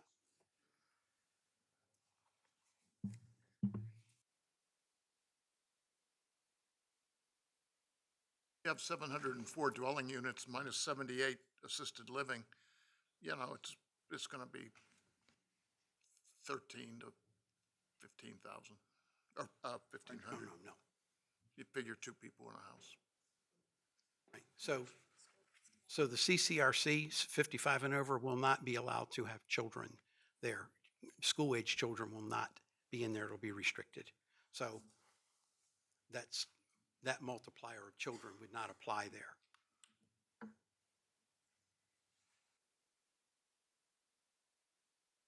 Have a projected, Mr. Pissar, I believe, asked a question. We don't have a projected population estimate for this. The way that staff evaluates it is impacts caused by per dwelling unit, and that's how we have an algorithm that comes up with how many school children, and as was just said, the assisted living is not captured in that. To someone's earlier question, 54.5% of the housing on property is in the CCRC, and it is age restricted. I can't answer your question specifically. I'm trying to give you as much information Well, I on mean, that as possible. if you're going to have, if your report reflects how each dwelling is going to affect the infrastructure, then there has to be a basis for that, right? How many people per structure? So, but that's not where I was. It's not really where I was going with the question. This is a town. This is a new town, is what this is. It may be an elderly town, but this goes back to the questions that we raised at the organizational meeting. What do we want the county to look like, right? What do we want the county to look like? We're building out now, but we don't have, we don't have an update to the plan. We don't know what we want ourselves to look like as far as whether we want to be a bedroom community, we want to be an industrial community or business community. We want to depend on the businesses of other counties. And this is a town with commercial, right? But the commercial is basically purchasing power, right? It's not, I think the closest manufacturing to this is a missile plant up there on the Hazelwood property. I don't know. I know we're building out a lot of houses and we're building out a lot of area, but we're not building out a lot of industry. So we're building houses for people to retire in, just like we have Colonial Heritage, the same thing. We have, you know, the other retirement facilities that we have, areas that we have. But we're letting the developers decide what we look like. It's kind of forcing our hand. Now, I'm not speaking against this or for this at the moment, but my concern is that we don't know what we're doing yet, and we're doing it. It's like we're going blind. We're just building. Now, we've always looked at the north part of the county as being the rural lands, and now we're going to put a town right there off of 64, right at the mouth of it.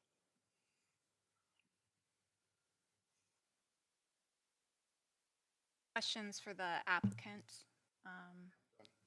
Any other questions for the applicant? No, thank you. Okay. Okay, so now we'll hear from other speakers in the public hearing, and we do have a couple of speaker cards. And just as a reminder, speakers are limited to 3 minutes, and please state your name and address for the record when you come up. So we'll start with the speaker cards. I have Bill Anderson first. Did I read that correctly? Oh, Apperson, sorry. My name is Bill Apperson, live 4900 Fenton Mill Road. We have a farm there, Mill Farm Christmas trees and fruit. We have 5 perennial food crops, 1 ornamental crop. We are a century farm, which means we've been recognized by the Commonwealth of Virginia, the same ownership for 100 years. As near as we can tell, our people first came there around 1750 on the same piece of land. My concern that to come down here and talk to you folks are 2 things to talk about. 3 minutes, right? That's all I have? That's right. First of all, on the north end of my farm borders the whole south end of Howard's residential development.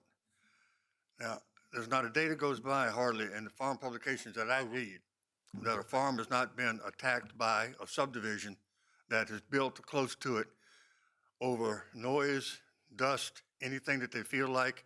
I don't like the looks of what you're doing there, and on it goes. I fear for our existence with this development coming this close to us. The reason I say that this close is because I listen to Howard all the time, what he's doing across the swamp, which that's okay. I firmly believe in somebody's right to develop their property. And Howard and I are friends from way back a long ways. I can't believe you've been working on this 2 years and didn't come by my house and talk to me, but that's different. There's something different. Ladies and gentlemen, board, we're concerned. We want the Planning Commission to build something into this where we are protected. We have another generation on the farm to take over when I'm gone, and hopefully one after that. We're not going anywhere. We raise a high quality food product. We don't have any bouncy houses. We don't have any pony rides. We raise a food product at a reasonable price, and we're not going anywhere. When you come to us, you get quality, and I hope you leave satisfied. And we want to stay in business. And I fear greatly for what's going to happen to us with a housing development right across the swamp. If you'd like to come out and visit the farm and tour and see what we're talking about, I'd love to show it to you. And some places we're close and some places we're not. That's my concern. And I'm sorry I bothered you with your time, but I'm the oldest one in the family, so that means I get to do the come and talk to the folks. I'm the head of the farm by default. I just outlived other people, that's all. And somebody else will be along behind me. The point of the matter is we are a working farm. Last Sunday, we stayed in the field from midnight till 3 o'clock in the morning trying to protect our peach crop with fans and sprayers.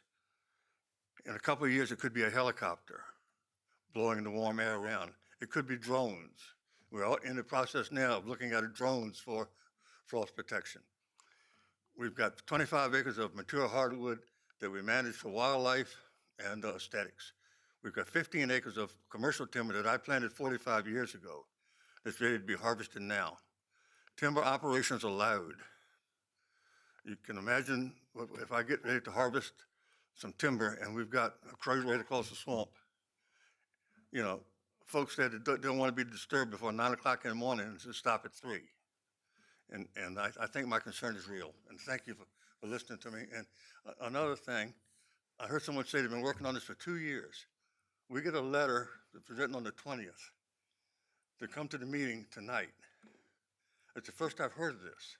And we own all the property, common property line, but that all the development, the houses is, backs up to our farm. And I just thought maybe we should have heard a little sooner than that, is what's going on. I'm sorry, I took too much of your time. Thank you. Thank you Thank very you, much. Mr. Apperson. Yeah, thank you for your comments. Our next speaker card is Steve Mallory. Again, please state your name and address for the record when you come up to the podium. Steve Mallory, 4650 Fenton Mill Road. I'm just concerned about how the county's building out, as you were talking about. We've got all these green areas undeveloped, and all of a sudden we're developing. And at the other end of Fenton Mill Road in York County, they're building all those houses, taking all that field and woods and developing more stuff. And speaking of Fenton Mill Road, my daughter was in an accident on Fenton Mill Road, hit right in front of our house. And we're talking about traffic. Yeah, the interstate's got traffic now with people getting off and it backs all the way up. But that happens anytime there's an accident. Even when the interstate's finished, it's traffic. My wife had to go all the way down by Riverview Road and come all the way around to come home the other day because it was backed all the way up to 199. It's just, I just think we need to think this thing out and make sure we're not over developing the property for the roads and the water. My father-in-law used to drill wells, and he said if we keep pulling water, we're all going to have salt water. And from what I understand, James City County is the only county that relies completely on well water for their water. Thank you for your time. Thank you. So that is all our speaker cards, but is there anyone else here who would like to address the commission? Yes, please come forward. Again, state your name and address for the record, please. Good evening. My name's Carl Zangardi. I live at 112 Heathery in Ford's Colony. Up until February 5th of this year, my wife and I own Kiskiack Golf Club. So obviously we're neighbors to the Hankins property and are pretty excited about the potential for that to be developed versus what's been there over the last 10 years. No offense against Howard, but if I have a choice, and I'm speaking on behalf of K Partners, where I'm now a limited partner, they asked me to come and speak to you. We are in very full support of seeing the development. We don't know about your density, but we heard the Planning Commission as the information that says that this can work. Utilities coming across the highway is very exciting. The Board of Supervisors approved that back in 2005, and it never got done at that time. I am speaking on behalf of the course and my partners in the sense that if I have a choice of this type of development with the community retirees and things like that, obviously that's a benefit to us, but over warehousing or industrial use, big trucks and things like that, I'd much prefer having recreation, the museum, the president's heads, and I can tell you the beauty of the view to the golf course from Mr. Hankins' property is probably one of the best views in the county of James City. So I'm just speaking on behalf. We're in favor of the project, and whatever profits are needed to save Mr. Apperson, because I do use his farm. We shop there. We think it's a great spot. And development is a problem in our county. We all know that. But I think this has been well thought out, and I think they've taken into account a pretty reasonable way of making sure that the growth is done in a managed and progressive way. So thank you. Thank you. Any other speakers? Yes, please come forward. Live at 5101 Riverview Road, so I back up to the other side of the property. I've never met Mr. Hankins. Seems like a lovely man. It was a great presentation. My first point is whoever made the comment about we don't know what's going on. The most informative part of all this was the presentation that was given. I don't know what's backing up to my property now. My story, I'm a lieutenant in the Navy, moved to Williamsburg. We just moved from Liberty Ridge. I've got 6 kids. We bought a property. Yeah, I'm young, but I have 6 kids. So we wanted to live out in the country, and we've loved Williamsburg. It's amazing. And I'm kind of torn about this because I having shopping and some stuff there that looks fantastic. But I'll tell you, all the traffic concerns, and I wrote down a few notes because, again, to your point, I have no information on what's happening, none. And I was asked, this letter showed up a week ago, like, oh, we're doing this little thing. Well, the previous presentation about the short-term rentals, like, oh, that was easy to wrap my head around. I can't wrap my head around anything that's going on with this. I have no idea what's going to be there, and so I'm like, is this good for me? Is this bad for me? I don't really know. It's just tough. So you guys are referencing proffers. I haven't seen any of them. Are those publicly available somewhere? And I don't want to take up too much of my time to figure that out. I probably should know that, but I don't. So the other thing with traffic, what about secondary? And also where, is that all covered in the traffic plan? I've only lived at 5101 now for a little over a year. I've replaced my mailbox twice. That's just from people driving down Riverview, going the back way because of traffic. I mean, it's nonstop traffic back there when they're trying to avoid 64. So has that impact study been done? I understand Fenton Mill is the easy dive off, and yeah, I live that life with everybody else. I travel down to Naval Base Norfolk every day, so I see 64 coming back. But what about the back way? That would be one question I had. I don't know if that's been adjudicated or looked at. Also, the study, the one disingenuous part of the study that I didn't like, and again, I'm coming at this so ignorantly here because that's all the information I had, but all the low-income or affordable housing community, the target demographic up there was EMS, firefighters, and teachers. And there's no schools, there's no place for any of those people to work. So it's like we're building out this thing where we want certain people to show up, and it just seems like a sales pitch for the income portion of it, and yet I don't see where those people are supposed to fit into what niche in society that we are. To your point, I agree with you. I look at this thing and I'm like, that's a little town. I'm from rural Indiana. There's more people living there than the town I grew up with. So it's hard to swallow knowing that we changed the rural residential, and don't quote me on this, but I think we went from like 5 acres to 25 acres in this area not too long ago, but now all of a sudden we're gonna plant a town in the middle of this. Like, people moved out there to enjoy Williamsburg in its raw finest. And now this is going to be in my backyard. And I don't know, maybe I like it. I really don't know, because I don't know what I don't know right now. And it's just hard to tell. I wish I could get a hold of your PowerPoint and look at it, because it was awesome. It would really educate me. And so that's my big thing right now is I don't know what feedback I can give you, because I haven't seen the whole plan. I don't know how they're mitigating the stormwater, because I back up to the swamp on the other side. Like, what's that look like? Are there going to be kids coming onto my property now, or elderly people maybe wandering around? I don't know. Is that the old person community back there? Like, I don't know. I can't tell any of it. And so those are all my general concern is this looks like a lot has gone into this, and yet I am in the dark. What does this all look like? I don't know.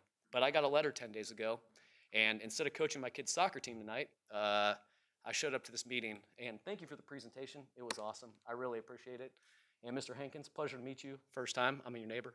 So thank you all for your, I think this is 5 minutes too. Did I have 3? Did I go over? No, you're good. You're good. It's only yellow. So. Okay. I don't think I have anything else, but I thank you for letting me come and talk. I appreciate it. Thank you. Any other speakers for the public hearing? Okay, seeing none, I will close the public hearing. I've now done that. And we will move on to discussion from commissioners. Any commissioner discussion on this application? I'll start. And gets to Mr. Pizarro's question and the gentleman that just spoke for it, is we went through a comprehensive plan, I guess 6 years ago, Jack? And the premise for that comprehensive plan was in 2045, we were forecasting a county population of 120,000 folks. And that number is really based on the available number of parcels that you can develop. It's not a secret number that they just pull out for it. And of course, that number extends over that 30-year period.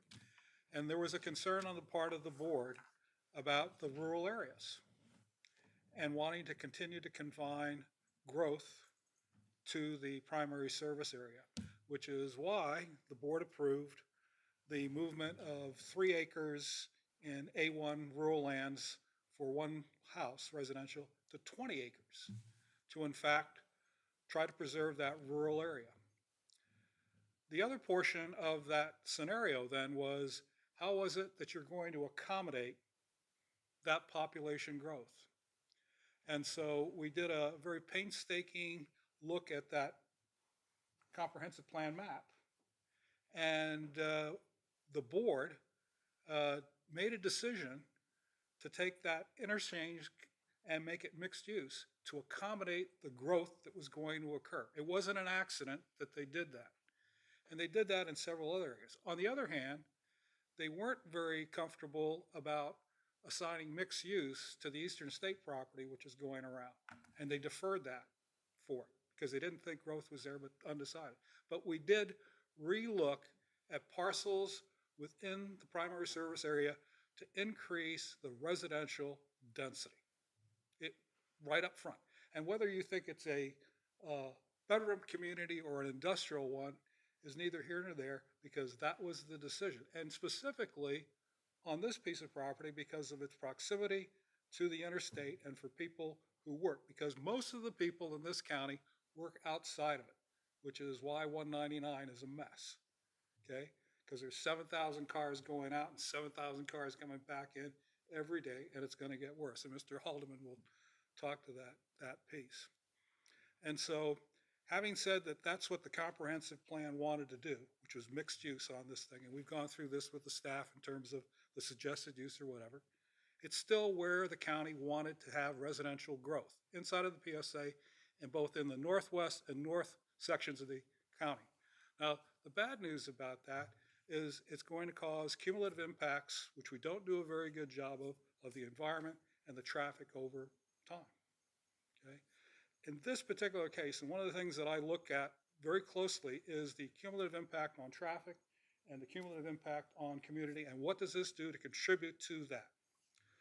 The staff, when it looked at the TIA, the traffic analysis piece, the only thing that they found that they didn't agree with on this thing was the Rochambeau-Croker intersection. And it's the intersection from the upper end of the county where there are five subdivisions. And there are about 300 and some odd cars that come down that road every day in the morning and going back. And guess where they go? They're caught at that intersection because they're getting onto the interstate, and there's something like 600 cars getting on at that intersection off and on. And that's what it's projected to be and what it is. And so when it comes down to it, this project is not adding to that problem. As a matter of fact, I mentioned this before, Mr. Paul Holt, in putting together the 4-lane highway, takes care of the problem, which is minuscule in terms of the traffic coming out of this subdivision, going into Norge to get to a food line or to get to a CVS or to do anything else. They've mitigated everything that they could except for that one intersection, which is currently at F, and I think they've moved it, to a D. And that was a miracle to be able to do that, to get another lane in there. Other than that, it's taken care of that. Now, to the cumulative impact on the environment, and I've talked about this with 3 or 4 projects that we've looked at in the last year, is the developer has not lived up to the fact that climate change has increased precipitation. And we are building stormwater facilities that are outdated before they're even built, period. And that's why the county and the Board of Supervisors put together a set of special stormwater criteria to mitigate the outfall from those BMPs and the stream restoration. They have proffered to do that, to mitigate the effect of what will be about 6 BMPs along Skimino Creek. And the importance of that, which I found out over the years in dealing with stormwater, is that the headwaters, which is where this is for the Skimino, one of the Skimino Creek, it flows downhill. And if you have problems here, it'll amplify itself down at the pond at the other end. And so they have also said, we're not going to ask the county to maintain this thing. That's our responsibility. And so they've proffered for that to make sure that the environment, and hopefully the swamp, that Skimino Creek that borders between your property and theirs, that will stay the same as. And in terms of anything else, I'm not sure, but at least that RPA that exists between your property and theirs will be maintained, and they won't be able to go into it or do anything with it. But more importantly, they're going to take care of it so that over the years, it's their responsibility and their money to keep it fixed on that, which is why I applaud them for what they've done up front. The second piece that makes me really happy about this is the affordable housing piece. If there's any doubt that a school teacher who's been working 5 or 6 years in this county, or a fireman at a salary of $50,000 to $60,000 can afford a house and live here? And so when you take a look at the rents for the affordable housing and the ability to have it, for the first time, you could live in James City County and be a school teacher or a fireman or a policeman, in the same way that we've done that with Whitehall, with the same thing with affordable housing for. And so I applaud them for that, but more importantly, they're doing it in the second phase, and they're not waiting until they make their money off all the other development for. So they're doing their CCRC, which we've approved 3 of them over the last 5 or 10 years, and not one's built yet. And this one is going to get done in the first phase. And so if you look at our comp plan, one of the biggest things that we have is our senior population. And we don't have assisted living facilities to speak of to accommodate that. This project at least takes a step to put, 284 beds in this place for it. So the cumulative impact on the traffic, they can't do anything about the Rochambeau, and it's going to continue to be a problem. So when we come to looking at the mixed use for the other 2 parcels as well as this, somehow or another, the county's got to figure out what to do with the road traffic. But I do applaud them for the environmental piece, and I intend to support this. Thank you. I was on the planning commission 30 years ago, and we were doing a comp plan.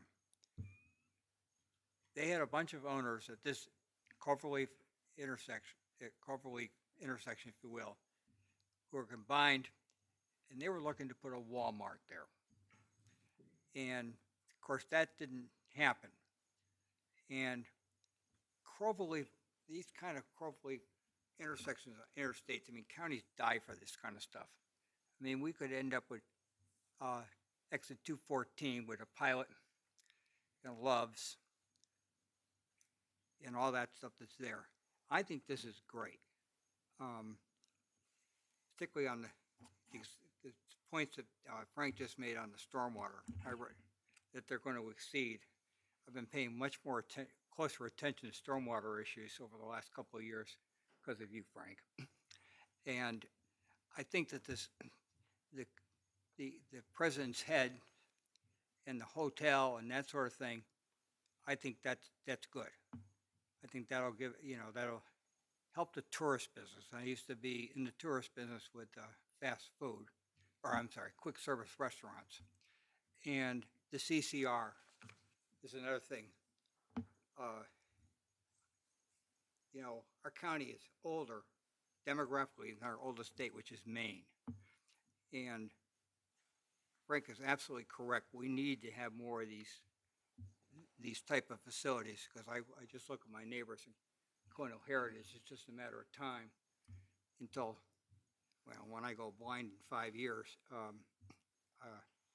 I'll probably end up with one of those.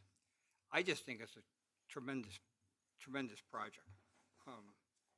A lot better than warehouses and stuff at a Cloverleaf interchange. I think that's all I have to say. Sarah. So this is my final piece on this. I'm really torn with this, and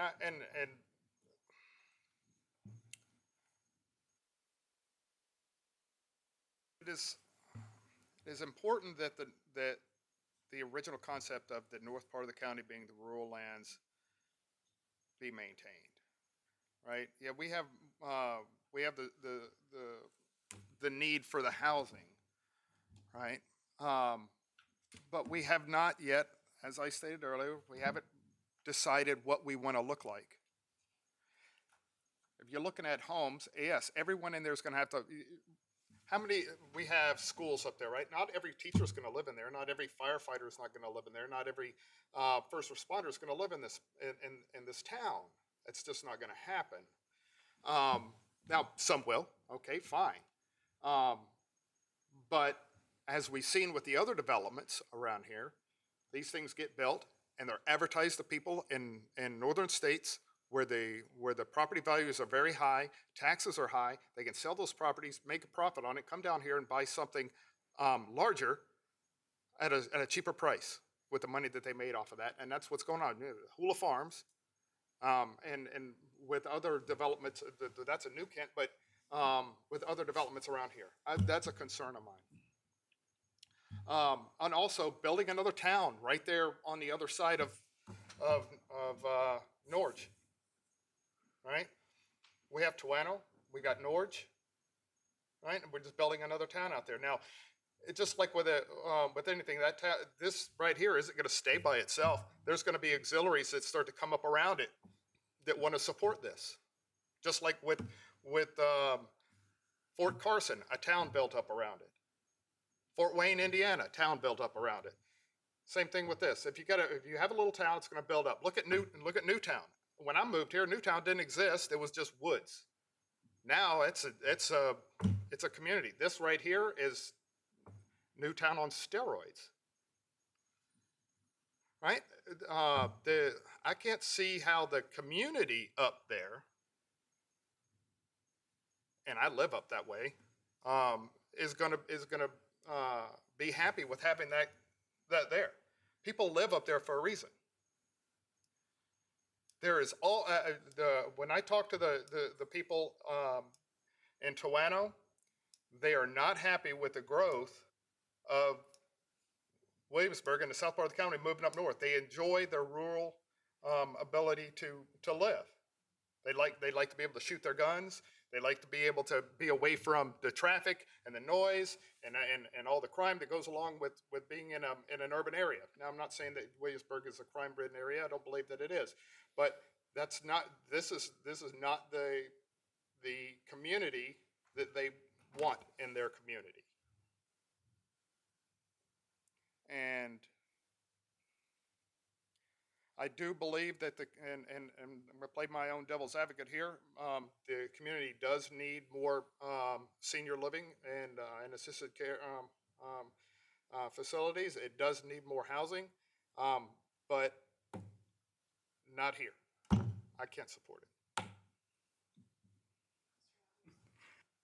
Thank you, Madam Chairman. I have a different point of view. I tend to think that actually there has been planning, not by me, but by others, into what we are intended to look like. And for me, that's the primary service area. So when I see an area that needs to have people, and we have people, the primary service area is where it's intended to have public water and sewer and infrastructure that may not exist on the rural properties for the most part. So I look to see infill into the PSA, and that's what this offers. I love that it's not a data center. I really think some of the light industrial uses bring a lot of blight along with them. I mean, they are also necessary. But this particular project to me offers a real variety of living situations within the PSA. And so my math, and I'm bad at math, but 320 homes, I don't think that's a new town. I don't think it's a new Kent. I think it's tiny compared to those. I'd say maybe 3.5 people is a fair number for a household these days. And If I take 320 by 3.5, I get more than 900 people, as opposed to thousands. I'm not counting the assisted living, just the houses and the families there. If you want to add a few more kids, let's say 1,200 people. That's kind of more, if I look in other areas of our county, say on Green Springs Road, which I live off of, that's more like a Fernbrook, a First Colony, and a Fieldcrest. It's not a Ford's Colony. It's not a giant infrastructure. So I find a lot to support. To me, the only thing that worries me is when I look at the graphic, and you addressed it, but it looks to me like if something happens at that entrance, I sure don't want to be the house at the end of that yellow section that catches fire. I wish there was more ingress and egress, but I realize they're landlocked in there. So anyway, I believe that. I'm also a huge fan of this affordable housing formula. I think if I was, my daughter is a teacher, wouldn't bother me if the school isn't in that neighborhood. I don't think that's far to, it's that far to drive to William or Mary or any of the other schools, grade schools, high schools that are out there. I also thought it was commendable or lucky, useful, that it doesn't look like it's going to tax existing schools. To me, it looks like a good fit. So I support it. I'll give it a go. I'm probably going to vote for this also.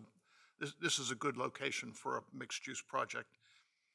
Interstate highway interchanges are engines of economic activity, and you can see that all across the country, even in remote areas where hotels and restaurants and warehouses and light industrial plants are clustered around them. It's my opinion, it's different from some of my colleagues, but this proposal is not the right mix for this mixed-use zoning district. And I'll be repetitive here from some of my earlier comments, but the comp plan states that principal suggested uses for new development or redevelopment in this quadrant are light manufacturing and office. This doesn't have any light manufacturing and has a little bit of office. This description doesn't mention residential, and yet residential is the primary focus of this entire development. You can see that in all of the figures. The designation description specific to level 2 mixed use, which this would be, calls for, quote, commercial, office, and industrial development with ancillary residential uses to make a complete community, close quote. Again, this is not, these residential units are not ancillary. They're the primary focus of this, which is not consistent with a comprehensive plan. Further, the uses planned for Land Bay, this project are, for Land Bay 2, in this project are retail, shops, restaurants, and hotels, all notorious for low-paying jobs. And we don't need any more low-paying jobs in James City County. The project does not integrate various uses within buildings, which is another aspect of the development description. They ask that office and residential, such as office and residential above ground floor retail. These are very distinct, separate land bays with different purposes and different aspects to them. It's not really mixed in the sense that Newtown is. Manufacturing, which usually pays higher compensation and could take advantage of the county's position in the foreign trade zone, but it's absent from the uses plan for this project, despite the fact that it is one of the recommended uses in the comprehensive plan. The commercial uses are central to the positive fiscal impact, but the phasing of these purposes remain unclear for me. And I'm not going to repeat it, but I'm very concerned about construction having commenced shall mean foundations have been poured. That doesn't fit my, and it doesn't mention the phasing proffer doesn't mention land base 2 and 9, which are a big part of the commercial aspect of this.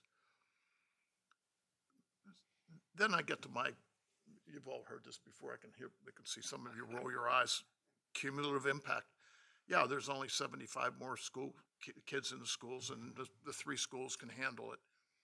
But it's 75 from this, and it's 75 from that, and it's 75 from over here. And pretty soon, you got a capacity problem. The average daily car trips from this project, if it's approved, are 13,597. 13,000 average daily car trips. Cardinal Ridge, 17,000. Westwood, 15 or 1,600.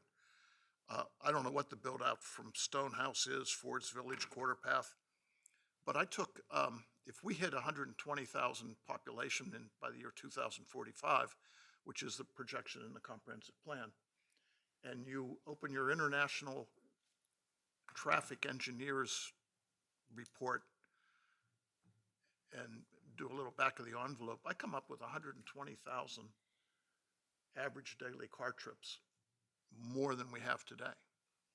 The only thing nice about it is I won't be around to see it, so that'll, but I mean, if you think we have traffic problems now, you add 120,000 average daily car trips, and good night.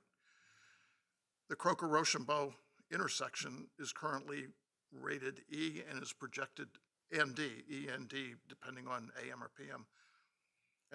And they've widened it, and it's, even after widening, it's going to be E and D. This is a major conduit for commuters getting onto the interstate. And I think that this project is not in the best interest of the residents of James City County. But to answer Mr. Pizarro's question of what do we want to look like, what we want to look like is in the comprehensive plan. That's what we, the people, wrote this comprehensive plan. It's an awful comprehensive plan. I've said it 100 times. It's in urgent need of revision, but it is what it is. And we got to live with it. You make mistakes, you got to live with them. And so despite all the negative impacts of this, in my opinion, I'm going to vote for it.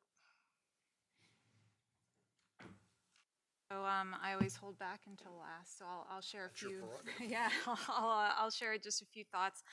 I, like Mr. Pissarro, I'm pretty torn on this one, I have to say, but let me start with the things that I like.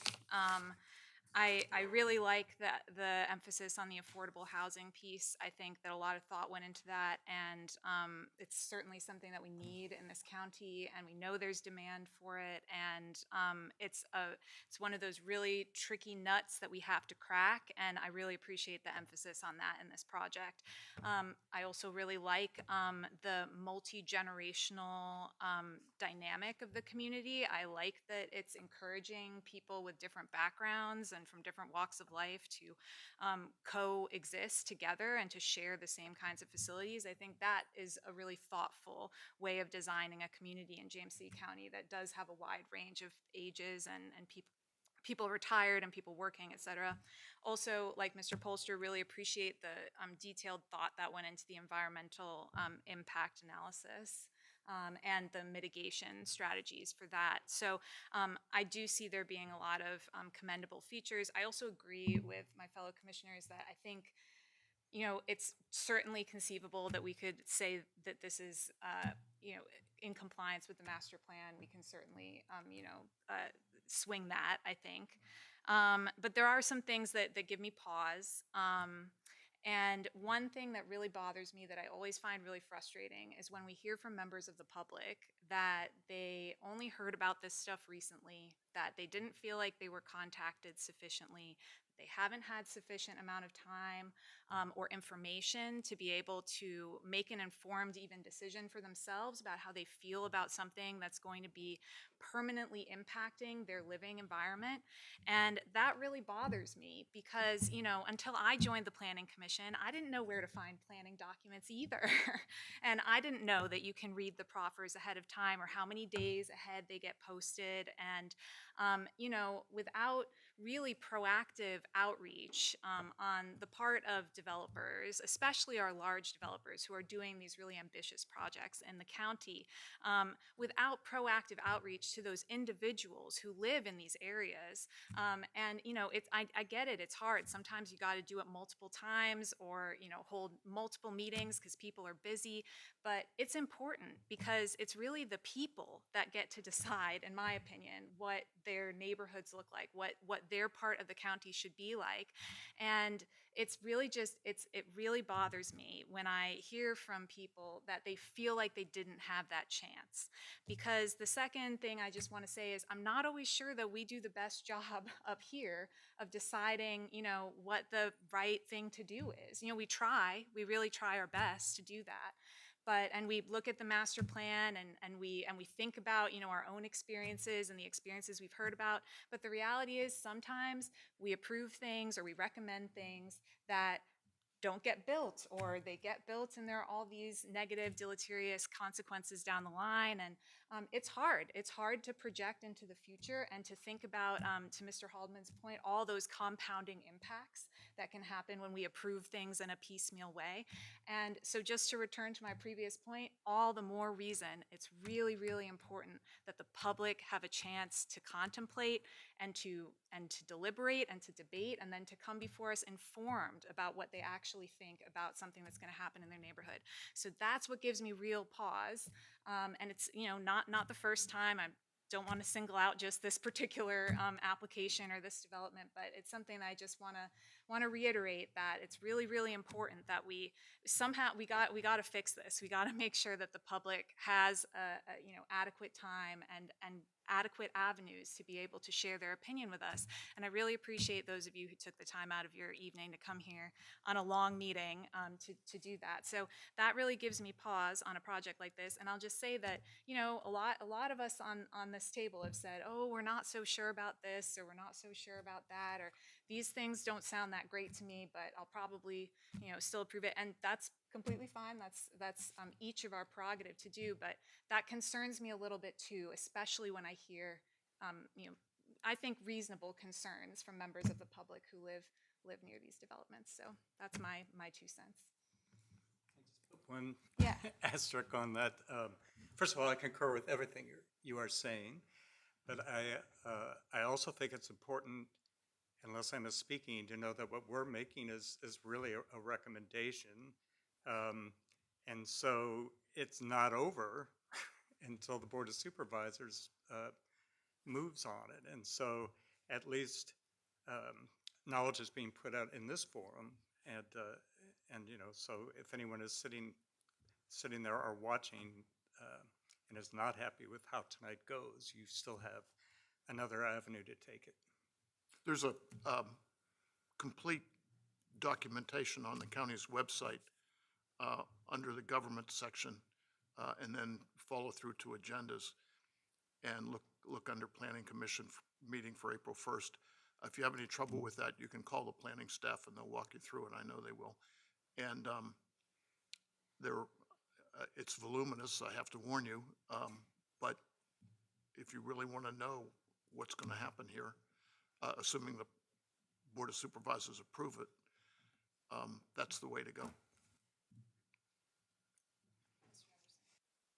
To your point about them not knowing, getting the letters, why did we stop putting up the signs? We used to put signs up, those red signs, and they had, rezoning or SUP written on it. I mean, for something like this, it seems to me that those signs should have been put out. I can understand on waiting.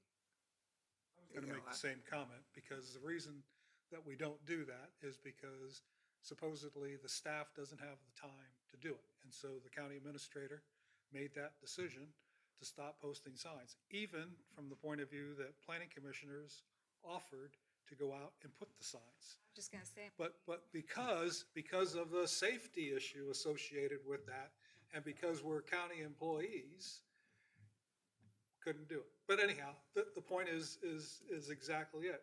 I mean, if you saw the sign at Fenton Mill and you drove down that road, I guarantee you would have stopped and gone and found out, because that's the way most people found out about this before. So anyhow, to Jay's point is, yeah, I second that. I wish that we could do it again, but that's kind of immaterial.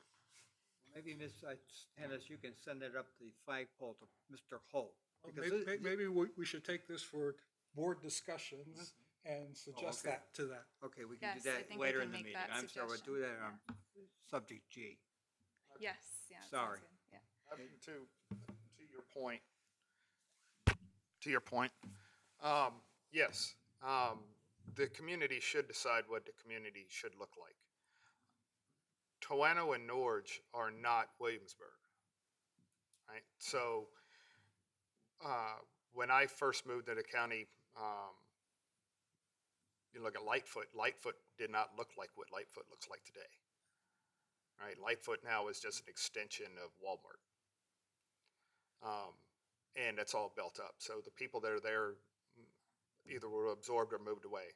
The people that live in the north part of the county live in the north part of the county because it's rural, not because it has all the shopping in the world, not because it has all the luxuries of anything else. They're happy going somewhere else to do those things. Seeing this type of encroachment, as small as it is, again, it's the unintended consequences, the things that build on them. Now, I'm not against the development itself. It is a fine development. It is great. Where it is my problem. The north is the north. It's the rural lands, and that's the way that those people want to stay. I know because they're my neighbors. They come to me all the time about developments and different things. Since they found out that I was on the board, they come in and ask me, I know who to come yell at if somebody builds something crazy out here. I know what my neighbors want. I know what the people in the community want up there, and this is not it. Again, there's no malice to it. I think this is great, and everybody loves, I love bourbon, but it's bad for me. I would love this, but it's going to be bad for my community. So. Any other discussion from commissioners? Can I make a Yeah. motion? Yes, I will welcome a motion. need We actually have, let me just clarify. There's a We have two consistency. things Yeah, we that have we to do the need to vote consistency on. one first, right? Yes, so the first thing, sorry, Ms. Suloff, would you like to Oh, and I will explain? give a remind. Yes, 2 motions. Great start. I will also say that if it is the commission's desire to move forward with the proffers that were provided rather than the proffers attached to the staff report, that should be noted Okay, in the appropriate format. okay, great, Well, thank I'll make you. a motion that So the this- first thing is consistency with the master plan. We need a resolution. With We're the going to comp vote on a plan. resolution. Comp plan. Sorry, with the comp plan. Sorry, thank you. I move the Z240013 SUP 24-0033 Master Plan 24000. I think I got too many zeros there, but 5. Bluffs at Kiskiack is in conformity. Substantially in accord with the comprehensive plan. Substantially in accordance with the comprehensive plan. Whew, that's a mouthful. Is or isn't? Is. Is substantially. Okay, have we done that right? You have. Okay, great. We have a motion that it's substantially in accordance with the comprehensive plan. This is a roll call vote, I think. So Ms. Istenis, please call the roll. Mr. Haldeman? I changed my mind. I'm going to vote no. Mr. Polster? Aye. Mr. Rogers? Aye. Mr. Everson? Aye. Mr. Pacero? No. Dr. Ullman? Aye. 4-2, motion carries.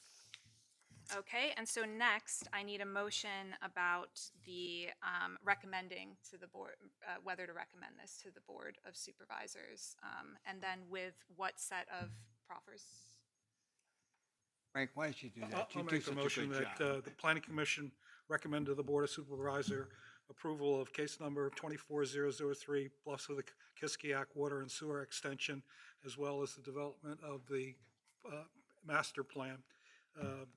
And with proffers noted, submitted from the staff, and the conditions. The latest proffers, Latest yeah, proffers. and the conditions. Okay. Rezoning it.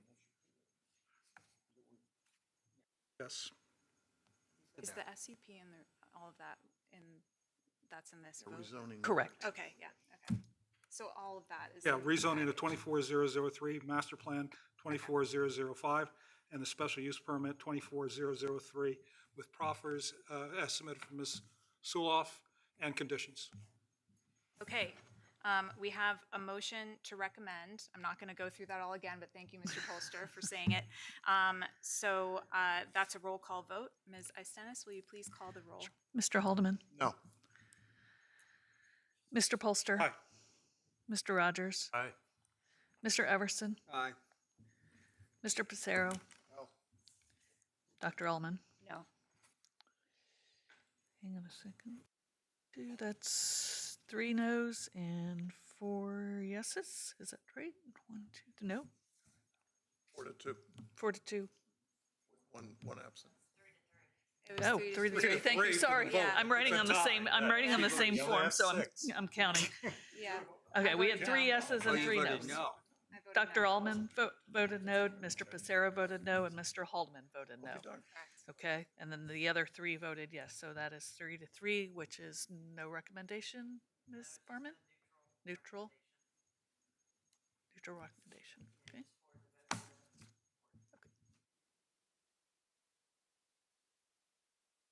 Okay, next on the agenda then are planning commission considerations. Are there any considerations or requests? I think we do like to have the planning director go back with Mr. Holt and see if we can't resurrect the idea of putting signs up, especially with these SUPs. And if there is a way that we could help with that, I would more than welcome the opportunity. Yes, we would be. I agree. If, safety-wise, they give us the money to drive around, we're driving around anyway, we can stop, put up a sign. I just think that the point that Kira has made is exactly it. I mean, we need to hear. That's what swayed me about what happened with the rental piece, because the people came out, you know, and I know the board cares about that too. And so I think there's just another way that we should try. Can I also ask that, and maybe it's just not possible, but I wish there was a way we had more time with the materials. Like the proffers came out, I think, at 5. I mean, I know stuff happens. I was already on the road. Oh, yeah. I was actually, I think, in the building, I but left I at wasn't 3. checking my email at 5. So, We I think don't what I always was- have control over that, but I will tell you it's our goal to meet the 1 week, and I think you recognized how complicated this case was, and we appreciate that. Roberta did a great job. I think that was part of the challenge here. I think off and on, we get very large packages, like right before the weekend, right before the meeting. I realize that's what a week is, I guess, but I don't know when I get to vote on how many weeks we should get, but On a much smaller. I would give you a better quality review if I had a little more time. On a much smaller scale, It would be helpful to me is when you send the PC calendar out to the local newspapers, if you could copy us on it. Calendar? Yeah, when you send. Oh, you mean the notice, The agenda, public yeah, the notice. notice agenda that okay. you send to the Virginia Gazette. It just lists the public, it lists the agenda and the public hearings. And if you could, just CC the planning commission on that, so we get it when the public gets it. Okay.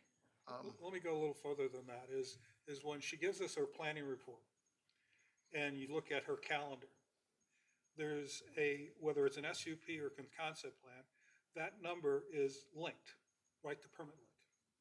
And so if you would do that with what Jack is talking about, with the 2 weeks out for the announcement, with a permit link for it, at least that gives us an opportunity to go and look at all the documentation that's there. And even though we're on the 4th generation of the proffers for this thing, at least you would have been able to tell what was changing or not changing. And the same thing with all the staff information in there. And that is the only way that I've been able to find out, in terms of not having to look at how many attachments, 13, 14 attachments for this one, is to be able to at least take the 2 weeks before and look and see what the staff has been talking about, okay, and what's been coming in. And that's helpful, not maybe with the specific staff report that I get from it, but it lists the TIA that I can read, it lists the proffers, it puts the conditions, it has the master plan, it has all the comments in there. It's not a finished package, but at least you have an opportunity, if you knew 2 weeks out, to be able to look at it. So that's my suggestion there. Okay, we'll definitely look into that and Okay. see if that. The other make item that I work. wanted to bring up, and I've heard this several times, and I don't know if it's because he's a new guy or I'm the old fart. But if you take a look at the comprehensive plan and you look at the northern section of the county, there were some very deliberate decisions about what should be mixed use and some attempts on the part of the consultants to take areas along the Tohana Road from Norge up to move it to mixed use or higher density. But all of us thought, no, keep it at the minimum residential piece, because we want that road to stay that. And Jack was probably the biggest advocate for that in terms of it. But when you decide to keep the growth inside of the PSA, as Steve has talked about, that's where it is. And so if people don't like to have that mixed use there at the interchange, they had an attempt and the board approved it, and that's what we are stuck with. So I just offered to you that we are going to get an opportunity with a comp plan, from what I understand, that next year, Ms. Istanis? Yeah, I don't have 100% clarification from Paul about to what extent, because typically what we do with the comp plan is you do a major update and then 5 years in, which is now, where it's only 5 years old, which is not an old comp plan, by the way, is you do kind of a hybrid update, so a less intense review. Your more intense review is, very study heavy, very projection heavy. Your less intense review still uses data. It's just not as intense as So what I'm some of the suggesting, if you other- don't like what's happening at Anderson's Corner or the Hankins property up in Tohana, which are mixed use and A1, then you have an opportunity to come in through the board for this comp plan and say no. Otherwise, it's what it is. And that is part of the land use, the land use chapter of the code, and I do believe that is one we will be looking at for this one. I think it's a good idea to have a hybrid, because one of the things I've noticed in the years. To I've have a looked- what? The hybrid, Oh, hybrid. 5 years, do it on the margins, because I've noticed over the, 40 years I've been paying attention to this, we get a comp plan passed, and by the time we get, in 98, we approved the comp plan, it was dated 95. Then they have all these ordinances that they change, and then they start a new one, before you even know if the ordinance changes have had the effect that you were anticipating. Which is why I think it's a good idea to, there may be some stuff in the comp plan right now that we could, people would agree that maybe we goofed there, if you will, and we can fix that, but the big, big overhaul, when we don't even know what the impact. I'm trying to address what Mr. Brazzaro is talking about in terms of what do you want to look at? And if you're going to look at the land use chapter and you don't like what's in the northern side of the county, then you ought to be able to change it. Or at least make sure that you know why those decisions were made and the parameters associated with it. And I think that's just something that makes lots of sense to me, given all the discussion we've had on this. And and in those 5 years, so since that's come up, there's been other things that have happened in the north part of the county. There's been some organization of the community up there, like the Toano Historical Society and different things like that. People who are gathering together to try and preserve their communities. And I'm sure that if we do that, they would come in and speak to what, to that point. But it's not for us to go out there and put together these town halls. That's for them to do it. But at the same point, we say once we go and we start doing the review, the community should be notified that we're making the review, so that they can, to your point, make these You know decisions. that there's a Tohana land use guidance within the comp plan? And if we go back and look at this thing and you don't like what's saying there about Tohana, then that's where you take an opportunity to change it, as well as do the outreach, which is part of the comp plan revision process. So that'll all happen. We did have an outreach. We had neighborhood meetings. I'm not talking about what we did before, Right. I'm talking about coming up on the new yeah, one, I because there know. has been changes. And there was also a major survey done by UVA, scientific survey, that showed very definitely what you're talking about, that the residents of James City County, I think it was 85%. wanted us- 93.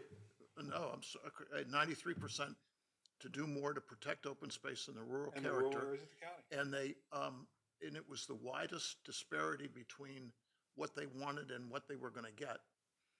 And we ignored it. And we ignored all the input we got from the residents, and we wrote the comprehensive plan and land use map to continue our path towards 120,000 population of almost entirely upper income white commuters. That's the plan. And that's what we're getting. And here we are. So we have an opportunity in the next couple of years to go back and look at this. And I there will agree. be another community survey that's going out Yeah. this year too, so we will get, kind of more up-to-date feedback, if you will, from the folks that are But living there are here today. specific plans within the comp plan for either Norge or Tohana or Anderson's Corner. And those are the ones that if we don't like them, we need, Jack had a fit about Anderson's Corner and mixed use there. What did we get for it? Right. Nothing Exactly. changed.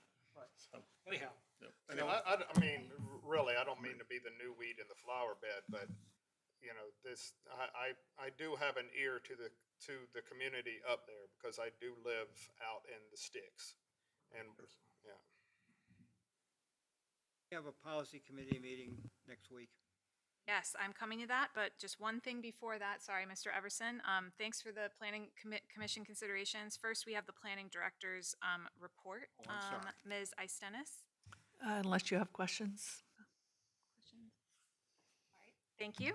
All right, now to the crucial information, Mr. Everson. We are now on to Planning Commission discussion and requests. The BOS coverage for April 7th is Mr. Polster. Thank you, Mr. Polster, for doing that. There is a policy committee meeting, at least as far as we know, Thursday, April 9th at 4 p.m. And there's also a development review committee meeting scheduled for Wednesday, April 22nd at 4 p.m. So note those down. Also changed that policy committee meeting to 3 o'clock.